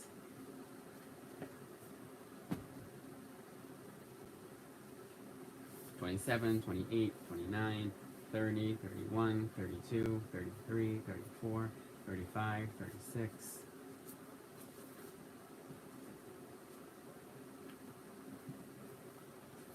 37, 38, 39, 40, 41, 42, 43, 44, 45, 46. How's it 46? Oh, because I counted Bitch Planet, volume 1, didn't I? Yep, so 45. That's what I did wrong. Because, like, so Bitch Planet, for whatever reason, I keep thinking volume 1 I had for Christmas. That's one of those things where I got volumes 2 and 3 after I got volume 1. So I always do that. So that's why I never counted Love Everlasting volume 2. Ironically enough, it's the Tom King book I don't count. So, oh dang, you've been going for a long time. Yes, I have been. Yes, I have been. He's covering a lot of ground from his reads. Yeah, so this is, for those of you guys who don't know, I'll say it again. This is everything I've got from September 2023 to most recent month, February 2024. Now, a lot of these, which is really nice, especially in December, I have read these books before, and I just like them so much that even though the library had it, I was like, screw it, I'm getting it myself. But not every book I've read. But, I mean, if you guys like the artwork enough, then that's enough for you. They go ahead. But, so, yeah, it's not every book I've read, so, one of those things. But most, so, like, for, like, December I think had the most. December, I think we counted, and if you count the individual issues, it was, like, over 20. I think it was over half, I remember. It was 20 books, so it was 45 total, 25 books I've read before. If you count just the issues itself, like the volumes themselves. Like if like Man Eaters, like that was 4-volume series. You count each of 4 volumes. You know, there you go. Now moving on to January. Probably like honestly, out of all these, I can't count December. December is a cheat because that's Christmas. You know, obviously it's gonna be the best. But other than that, I would say that January so far has been the best. August has been the best of this year so far, but of all these, not including December, I would say January is the best, and you'll soon see why. Now, I started out, well, I shouldn't say starting, but starting out with a book that I just got because I didn't know what it was. It was Pia Guerrera's Meet the People. And then, yeah, you can tell what it's trying to lampoon, what it's trying to do. But Pia Guerrera is a really good artist. And I found out afterwards that she's actually the wife of Ian Boothby. If you guys were around when I went over Extra Sisters, he's the one that wrote Extra Sisters. And it's written, and Ian Boothby wrote my first comic I've ever read, Simpsons Comics, Illustrated #1. I mean, there's also a SpongeBob comic I read a long time ago, but the first, like, official comic I count that I've read. Like, first, I started my comic reading career, basically. There you go. So most significant comic. So this is, as you can tell, this is just his, her New Yorker stuff, like, editorials. That's not my thing. Not my thing at all. But I got this for like $6, so I was like, you know what? And it was my third-party sellers. I don't know if I even could. I mean, by the time I realized that it was what it was, it already shipped. So I was like, you know what? Let's get it. There's something else I wanted, so I was like, you know what? Let's just get it. I probably will read this though, because it will take like an hour to read. Speaking of which, how long are we going on for? 11:17. I gotta not speed run this, but I gotta go quicker because I hadn't eaten breakfast yet. But that's fine. I'll skip breakfast, go to lunch, honestly. Like, breakfast, well, it is the most important meal of the day. You guys probably couldn't tell. Anyways. I probably could, like, I wonder how long I could go on for a live stream without eating. Because I just love doing this so much that, like, all my energy is put into this. But yes, Meet the People. This is an original graphic novel, all in one. And so is the next book, Supper Club. Written and drawn by, everything designed by Jackie Morrow. This one is yet another book that, based off the artwork, you can tell what kind of book this is. The main comparison they make is Rena Telgemeier. If you've read her Smile, her Sisters, her Guts series, no, not Berserker Guts, Guts as in like it was the same as Smile, same characters as Smile. If you liked all those books, you will dig this one. I love those books, and I like this one. I do want to do this again though, because the first time I read it, I was kind of like, yeah, I like this, but I don't love it, and I was like, and I kept like kind of like second guessing myself. It's kind of one of those things. The more I thought about it, the more I liked it, kind of thing. So I think I should read it again. I do plan on in May. I'm getting a lot of, and either way in May. I know I shouldn't say this too early because anything can happen. But in May, I plan on getting like over December a lot of what I've read before. The library had probably as like a series finale, that kind of thing of doing that. And then in June, I'll do like another live stream, or in May, I'll do another live stream, probably June, because if all goes well, my cousin and I will be streaming on my birthday, day after birthday, most likely, or before, something like that. Maybe on the birthday, because birthday is mine's May 27th, and it falls on Memorial Day this year. But yeah, Supper Club, Jackie Morrow. I was saying, oh, so yeah, in June I'll do like a live stream going over all the books I've read, regardless of how long it's been. It's if I've read this before and I own it now, here it is. I'll show it off and I'll do a little review of it. Of course, some will talk about more than will others. But this one, main comparison, Rena Telgemeier. It's called Supper Club. I remember it was more the characters and the food. There was a series called Relish, another comparison I made, and this one somewhere is another comparison. So this one somewhere, like that kind of storytelling. But this one somewhere I really liked. I read Relish at the same time, and Relish was just, it was more food than, it was more about the food than about the characters, and it was very boring for me, because I don't care about food, I care about the characters, you know? But if you like that kind of stuff, you would like Relish, but I didn't. Now this one is Home, and this is like with Man Eaters, propaganda-y, very preachy, but it was just so bad it was good. Like this one was like, I cannot believe they even made this into a comic. This is, you can tell exactly, the writer was very biased and all that kind of thing, but I also got this used very good, and there's no blemishes on this book whatsoever. So it's crazy. And the person read it once, and it was like, yeah, I've read it before, we should count it as used very good, but I only read it once, kind of thing. No markings at all in this book. And this one collects 1 through 5, and I just show the artwork. The writer here is Julio Anta. Artist is Anna Wiesek, and then colorist is Brian Valenza. That's it. Vindication collects 1 through 4. Vindication, written by M.T. Marie. Pencils is called Michael Inks, Dama Jr. Colors, Thiago Gonzalez. Gunklades. And it's also, it says created by Matt Hawkins and MD Marie, but nowhere else is Matt Hawkins credited. And what I think is, oh wait, no, sorry, editor in chief. It's the only thing. It's the only thing he's credited as. Now sometimes they will have something. This is Top Cow, so even better. Sometimes they have this thing called pilot season, where originally it was a one shot. Then you got the actual issue itself. Yeah, no more people anymore. No, 2 people. Alright, mute that. Mute that. No, I didn't do that. So let's see. 2 hours so far. The fact that this is not going as long as I thought it was is also a pretty insane feat, too. Okay, so Vindication it deals with police corruption. He also like a corrupt cop kind of thing, but it doesn't do it in the way you think it will. Main comparison I'll make is The Hate U Give. We actually watched for the second time after buying this book, and it was kind of like that. Yeah, they are trying to say something, but it's not an ACAB book, not an ACAB book at all, or ACAB if you know what that is. 1 through 4, so 1 through 4 Vindication yet again. So yeah, so they had this thing called pilot season. Oh my god, my iPad is dying. That's how long it's been going on for. Alright, plug them in. Hopefully this works. I hear the ding. I hope it went. I can't, there's no way I can tell. I'm afraid if I hit home, the live stream will end. So hopefully we're good. I'm sure we are. It's the iPad and the iPhone.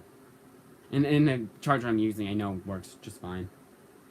I don't even have it plugged in. We lost power. Well, we lost power, but I wouldn't be on live right now. I like my iPhone. I don't have LTE. All right, so yeah. Sorry, as I was saying, pilot season. They had this thing called pilot season. The one shots came out. They were almost always written by a different person. Usually Robert Kirkman. And then you had the series itself, if it was good enough. Like if people were like, yeah, I want to see more of Stealth. And we had Stealth miniseries written by Matt Costa. But the original one-shot was written by Robert Kirkman, and then created. And drawn, almost always, sometimes even drawn by, who's the artist everyone likes? He did The Darkness, and he did Witchblade. He did Batman and Joker, the like duo, that artist. I can't remember his name right now, and it's kind of great that I can't. Dark Engine, this is by Ryan Burton. Artwork is done by John Bivens. This one collects 1 through 4 of Dark Engine. Volume 1, The Art of Destruction. Main comparison people have made is Conan, and that's a good comparison to make. Actually, I said if you like Conan and you like Red Sonja, then you like this one.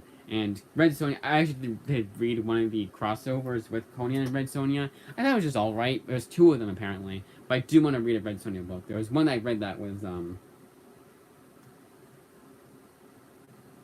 audio is kind of quiet. Let's see if it's quiet for me. It's the iPad and the iPhone.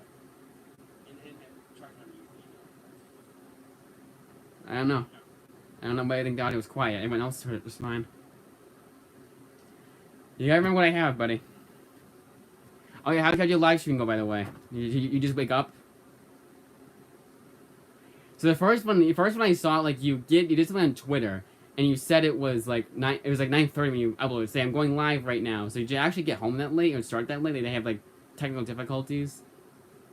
I don't know if you're still there. You probably just came in and went out. So Dark Engine 1 through 4. My cousin just commented. That's what I was talking with. So Dark Engine 1 through 4. I did the artwork. I did who it was by. We're good. Okay. Next one is ID by Emma Rios, written and drawn, I assume. Because I know she's the artist, and I know she's the ant artist. OGN, so everything all in one. No, like not it's like 1 through 3 or anything like that. This one was kind of like the last of Emma Rios' book. I didn't realize until like January. I was like, oh shit, there's an Emma Rios book that she did for Image Comics that I had, and I don't have. Oh no, don't own. Yeah, where'd he go? He left. There he is. Been up for a while. I started at 2. But got back at like 11. What? No, I mean you're one that the one you did the other day.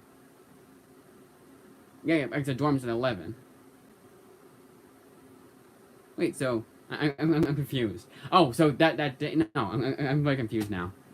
I'm talking the Saturday one. Yeah, the Saturday one. That you did at night when you got home from work. That one. That's what he said. Yeah, that's what I'm talking about. LOL.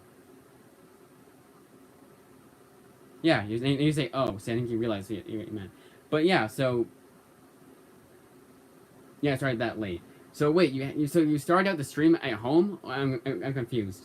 Or you got home at 11, like 11 o'clock at night, previous night. I'm confused now. Like, wait, you had the live stream in two places? How could you do that? I'm confused because you said got back. So been up for a while. I started at 2, but got back at like 11. Because Dorm's at 11. Yeah, I started that late. Okay, sorry, that's what I just said. I don't know. Confused. Work lasted a while. Got home at 6, and took a while to set up. Then slept. Yeah. Okay. Okay. So you're saying 11. Oh, I think I know what you mean. No, because you had the live stream. So was the live stream? So you ended the live stream like 10:30? No, I'm confused now. I mean, actually, I don't know how long that live stream went on for. It was on Twitch. Duh. I'm tired. I know. Guy must be. All right, moving on. This is all 30 issues of Paper Girls. Phenomenal series. The series on Prime Video. I don't hear it anymore. They used to have a little sticker. It's a Prime Video series. It got canceled after one season. Not sure the series is as good as the comic is, but if the series is half as good as the comic is, then that was one of those like, my God, they should have gone for more than one season. This is a phenomenal series. This is like, I honestly recommend it to each and every one of my comic reading viewers. So all 30 issues, all written by Brian K. Vaughan, artwork done by Cliff Chang, with artwork done by Matt Wilson. See, I assume what Logan was saying. Oh, I'm gonna comment. I assume what Logan was saying was he Paper Girls. That's Cliff. Yeah, very good book. So I assume what Logan was saying was he got home at 11, because I was so very confused. I'm like, wait, if you started the stream here and you ended, so he must have had a quick stream on Twitch, because I didn't. If it's on Twitch, I'm not the wiser if he streams, unless he said something on Twitter. I was confused. The way, and you guys, we did like first comment he wrote, it was kind of confusing with what I said. Yes, all 30 issues, and this is one of those compendiums that I actually read the compendium at my local library. It's the second time I read the series. I read the compendium. This is not going to fall apart. This is one of the more well put together compendiums. Yes, all 30 issues. I would not know what it was. It was Brian K. Vaughan, writes the Cliff Chang artist, and Matthew Wilson is the colorist. But Jerry Fletcher, yeah, letterer. I don't usually credit the letterer. It's letterer. I know letterer probably does a lot more than we get him credit for, but it's what's on the page. Well, letterer's on the page, but you get the idea. Then you guys probably know that Brian K. Vaughan did another series for Image Comics, and I have it now. Saga, Volume Compendium 1, and then 10 and 11, collecting all 66 issues that have been released thus far. Now, I have started Saga, so Paper Girls I've read all 30 issues. Very good, right? Outstanding work from Brian K. Vaughan. But Saga I've read, I would say, at least I can say for a fact, I have read the first 2 volumes of it. My library had it. The longest time I saw it at my school library, and I was like, not my thing. That was how long ago it's been. Since I was in high school, is that back then I was not the hugest fan of fantasy. I was like, let's wait on that one. Then I read my library, and I absolutely loved it. Like, it was a cliffhanger, not a cliffhanger. It was like I want to read the next one. I need more. Like, I was addicted to it almost. Then when the pandemic hit, I got the first compendium on the Kindle. And for the longest time, because that's all they had. It's a compendium. Then the series came out, and I was like, you know what? As much as I'm loving this series, I don't want to end a huge cliffhanger. I want more, because we're still in a pandemic. I don't know when I get a comic shop. That was still when I was getting issue floppies. I have since stopped that, obviously, as you guys can tell. But I'll just check the comment here. The first half of Paper Girls was good, then it got too crazy. It does get crazy, I can understand that, but I loved every page of that book. I think it got better as it went along, honestly, in my opinion, but I can understand that. I think, honestly, I don't think the TV show gets too crazy if it's just one season so far. Yeah, I can definitely see that. But yeah, so Saga was like a page turner. Was like that was probably honestly next to Walking Dead. This is probably my second favorite Image comic series so far. Not that I've read all the way through, obviously, but just in general. When I've read all the way through, I would almost say Paper Girls, but I feel like I don't know. Something saying that that's not it. So this is 1 to 54. So yeah, when so the trade came out, so the compendium came out, like a compendium on the Kindle, and the longest time until I had of it. But yeah, when it came out, I didn't know when it came out we were still in the pandemic. But I feel like we were, or I found out it was coming back, and then it was. I think it was announced well before the issues came out. I don't know, but then I got the issues, and then since then I have not read it back. I've not gotten back into it. I should though. I'll probably read it the first time on the Kindle, so I get the money's worth for my Kindle. The Kindle version is very expensive on the Kindle. I think that was the priciest book I've gotten on the Kindle. Murder Falcon for me, then Chew. Yeah, Chew was really good. I always forget about Chew. I don't know why. Murder Falcon, I gotta read though. I think they have my book library. Oh, did they? I think I'm thinking do a power bond I had. A Daniel Warren Johnson book. So that was 1 to 54. Oh, I did not show the artwork. The compendium is very hard to do, so it's not going to be the best way of showing it, but it's the best you're going to get, because this is a very heavy compendium. I don't want this to stretch out too much more than it needs to be. Then we have Saga Volume 10, which collects 55 through 60. I know that for a fact. 5, 6, 7, 8, 9. Yep, okay. It's 6 issues per volume, or compendium, now 54. And then Volume 11 is 61 to 63. 61 to 63. 61 to 66. So this is written by Brian K. Vaughan and artwork is done by Fiona Staples. I did forget to mention that. And there's another Brian K. Vaughan book. Actually, that last one's Brian K. Vaughan. So the rest of Brian K. Vaughan, for January at least. This is We Stand on Guard. This was pretty good. This is one of the ones I got just because it was one of the last Brian K. Vaughan books I needed. I don't remember being too crazy about this the first time I read it, but I feel like it's only because of how good a writer Brian K. Vaughan is. So everything I read by him, I hold to a very high standard. Here's the artwork, which is done by Steve Grosset. So yeah, I hold Brian K. Vaughan to a very high standard. So maybe it was because of that, and I wasn't so crazy about this book. But I don't know. And this one collects 1 through 6. Let's make sure that the colorist is also colorist is someone else. Phonographics. I saw it right then and there. I was like, yeah, I know that's the colorist. Almost every Steve Grosset books that I showed off earlier, which was Maestro's and no, was it? Oh, Letterer is Phonographics, right? For that one, because the colorist for that book was Dave Stewart. I was gonna say, oh wait, there's 2 colorists. No, it's just one. No, colorist is Matt Hollingsworth. Phonographics did the design of the book. The cover colorist is Richard Eisenoff, and also chapters 4 through 6. Okay. Translation assistant? Actually, translation assistant. Brian K. Vaughan, I don't think he wrote the book in Spanish. I don't know what that means. Then we have the only Walking Dead book I own myself. Everything else has been thanks to the local library, or pretty soon he has to be other libraries like Interloans, but local library in general. This is Walking Dead: The Alien. Epilogue, spin-off, one-shot, written by Brian K. Vaughan. The artwork here is Marcos Martin. And they tried their best to make it look like make it seem like it's a Walking Dead book, and make it look like as similar to Walking Dead's artwork as they can. But looking at this very closely, yeah, it's very apparent it's not done by. You can tell it's done by different artists. But honestly, like looking at like this, like further away, like kind of like this, you kind of couldn't tell. Like looking at it from afar, that was a word.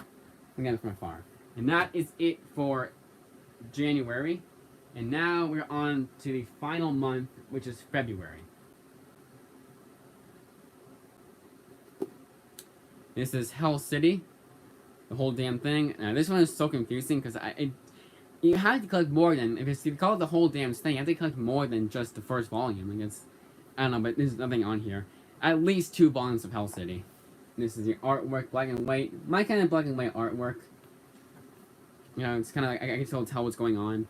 There was some, I forget what book it was, but there was a book I had read. I know a book I owned too, But it was a book that I read that I was like, yeah, this is a good. This is not like the best black and white artwork. I guess the best way to describe it is like when they did the Marvel Essentials editions, where it was just like the basic, and they took away all the colors, and a lot of what made Marvel Comics so great was the colors. Like it's what made it stand out, and it kind of like it's very like watered down when they take away the colors. But this isn't bad. I like this kind of artwork. This kind of artwork. I like it when like if I have to do if I deal with black and white artwork, this is the kind of artwork I find dealing with. Very stuttery there, I know. This is written by Macon Blair with artwork done by Joe Flett. But this one looks very interesting. This one I got for $7. Used like new, a little, but I would say almost used very good. There's a few blemishes here, but honestly, it could have been the way the package was delivered. You never know. Here. Now this is another one. So the first three were all the same. They're all the same third-party seller. Shipped by Amazon, so I got within 2 days. I think one was 3 days, but within 2 to 3 days. So same Prime free shipping. And this one is Existence 2.0. So all the third-party seller was the Bookhouse Boys. They're phenomenal. They're absolutely great. The only book that I got by them that was damaged in a way that I care about was this one. Because it's water damaged. And it is actual water damage. Because some of the pages stick together. These two, they're stuck together. And it's very hard to separate them. You go down here. So this is Existence 2.0, 3.0 by Nick Spencer, and artwork is done by Ron Sellis and Joe Eisma, with the colorist being Frank Bravo. Now this one collects all 7 issues. So it's the first 4 issues all 4 issues of Existence 2.0, and 3.0 is 1 through 3, I believe. Yep, I was right. No, sorry, Existence 2.0, 1 through 3, that's backwards. Existence 2.0, 1 through 3, and Existence 3.0, 1 through 4. Now this one was one that, so I usually get everything that an author has done. I have to get like one of a few things, but this one I broke the rule because there's $3 I got this for, and it was a last in stock, so I'm like, let's do that, so this one and Repulse I got for $5.50 for $5.50 free shipping. That never happens. Like, as good as the third-party sellers are, I can never get a book for that cheap with free shipping.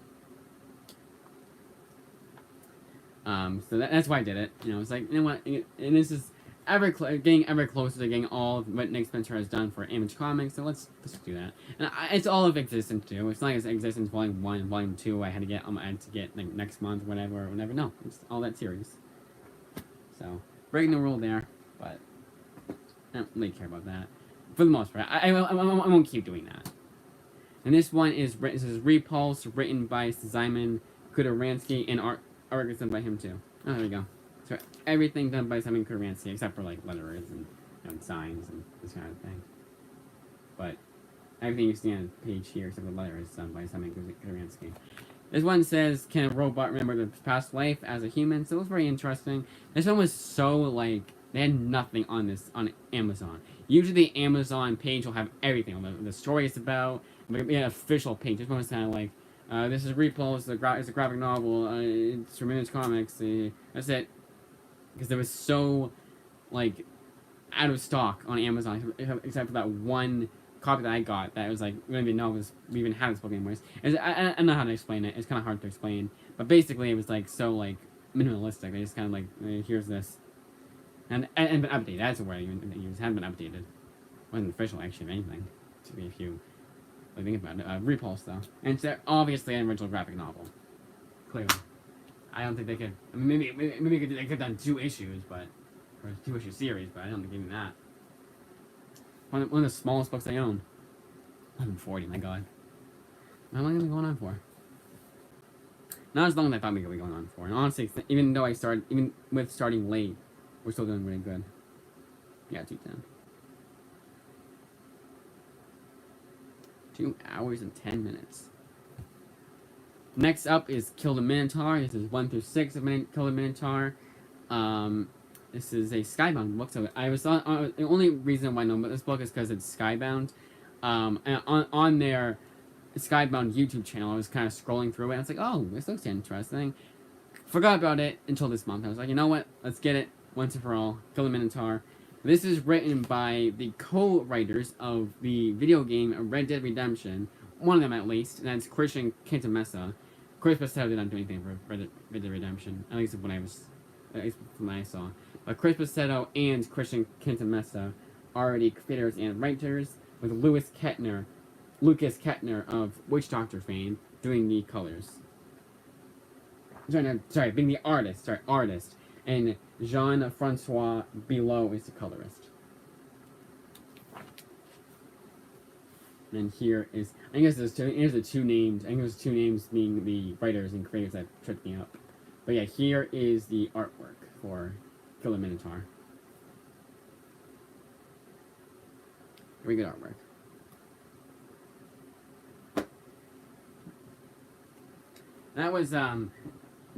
It's based, so if you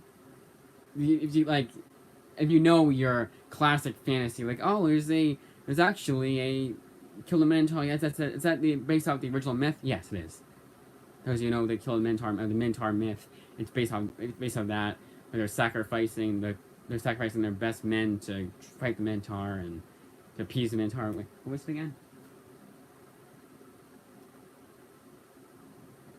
Yeah, it's sacrificing their.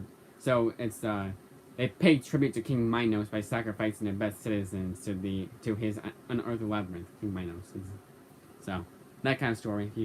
If you know your classic literature, classic fantasy, whatever the hell, that's exactly what it's based off of. Adaptation of that. So this one is one of the ones I got for $7. This one I got for $7. This is Overman. Yet again, Bookhouse Boys. Yet again, used very good. It's warped. That's the only thing wrong with it. Except for a few blemishes here. But even then, the blemishes here I've had from new copies from Amazon. Even it being warped. You guys want to know why I'm so, supportive of third-party sellers? That's why. This is 1 through 5 of Overman. Written by Scott Reed, with artwork done by Shane White. I said it before, I'll say it again. This is such a pain in the ass to put all these books back on my shelf. I'll just keep them off my shelf for now. I'm gonna have some time to spare. I'm behind on my books already. That's fine. So yeah, Overman, 1 through 6. I would send down 1 through 5, Scott Reed, Shane White. Seems pretty interesting. This one, oh yeah, sorry, this one was, where did it say? They had it right here. There. This one says, a hired killer fights to stop an apocalyptic union of mankind and machine. He will fail. Kind of interesting enough. Then I finally got the Invincible Universe Compendium. Put this off for a long time. Kept justifying why I shouldn't buy it right now and hold off on it. But I finally got it. Once and for all. Here is the artwork.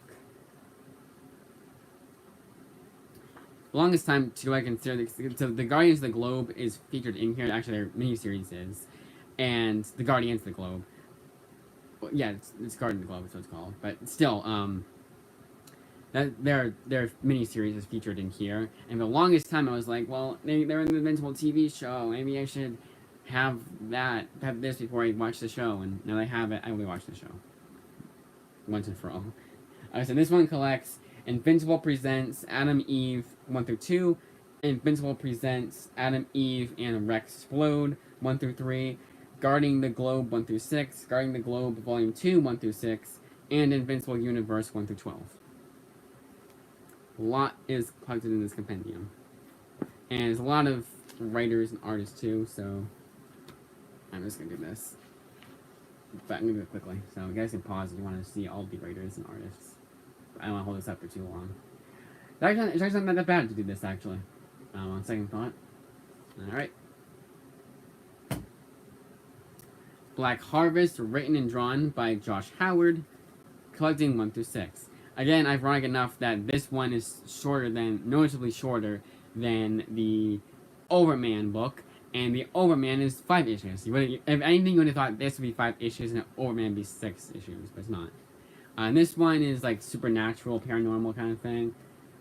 Right my alley. It's like a town that's like not what it seems kind of thing. And it seems very interesting. Ironically enough, this takes place in Jericho, Texas. I'm going to wait to Texas for our April vacation in April. I said it so weirdly. Of our vacation in April. So I'll be way far away from Jericho, Texas. So still in Texas. But yeah, 1 through 5 of Black Harvest. And I did show the artwork. So this one is Dead at 17, the complete collection. Technically, it is by Josh Howard. Now, this collects everything Josh Howard did for Dead at 17 thus far. He does have a crowdfunding series that's like a spin-off kind of thing, where it's different events, like it's different, a different perspective of the series, like from a different character. And there's also a 3-issue mini-series that's not written by Josh Howard, but it's still Dead 17. I thought about getting it, but it's $10 per issue. It's floppy. I'm not doing that. I'm just gonna. So yeah, this was like a huge roller coaster, and I do have 2 copies of this too, because the first copy I got was a bit damaged. I could have kept that copy. I'm not sorry I kept that. I did keep the copy, but I could have just dealt with it. Like, it wasn't that many blemishes. It wasn't like a super like, thing to care about. This one collects all 7 volumes of the series. Now it's 30. So they say back here on the back of the book. I'm just gonna say what it is. I'm just gonna say all blank issues of this. I'm pretty sure they said 32. So, yeah, 33 issues. Sorry, so 33 issues of this series. All 33 issues are collected here. But I did the math and it didn't seem right. There's four volumes. So it was 4 volumes, a 4-issue series for the first 6. So 6 times 4, 24, plus 7 is 31. They're missing 2 issues. They say that collects. Maybe there's 2 issues that are collected here that I didn't see. I don't know, but all 33 issues of Dead 17, and they aren't counting the 3 that aren't collected in there, like as a whole. I don't know. It's weird. Yeah, I have 2 copies of the series. The reason why that was, again, like I said, like it was a blemish on one of them, and Amazon let me keep the original copy.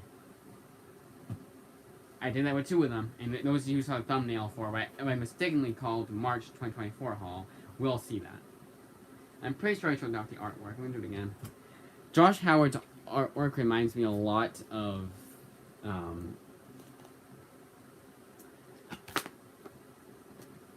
Michael Avon Oeming's, like a kind of like more cartoony feel to it, kind of like a Saturday morning cartoon feel almost, like Powerpuff Girls, like that kind of artwork style.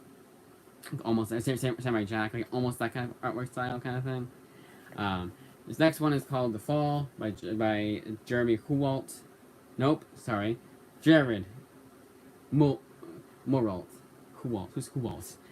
I think I was thinking Huan, and it's like Jared Kate Fletcher. I don't know why I was doing that. About Jared Moralt, The Fall, 1 through 6 of The Fall, Volume 1, artwork here.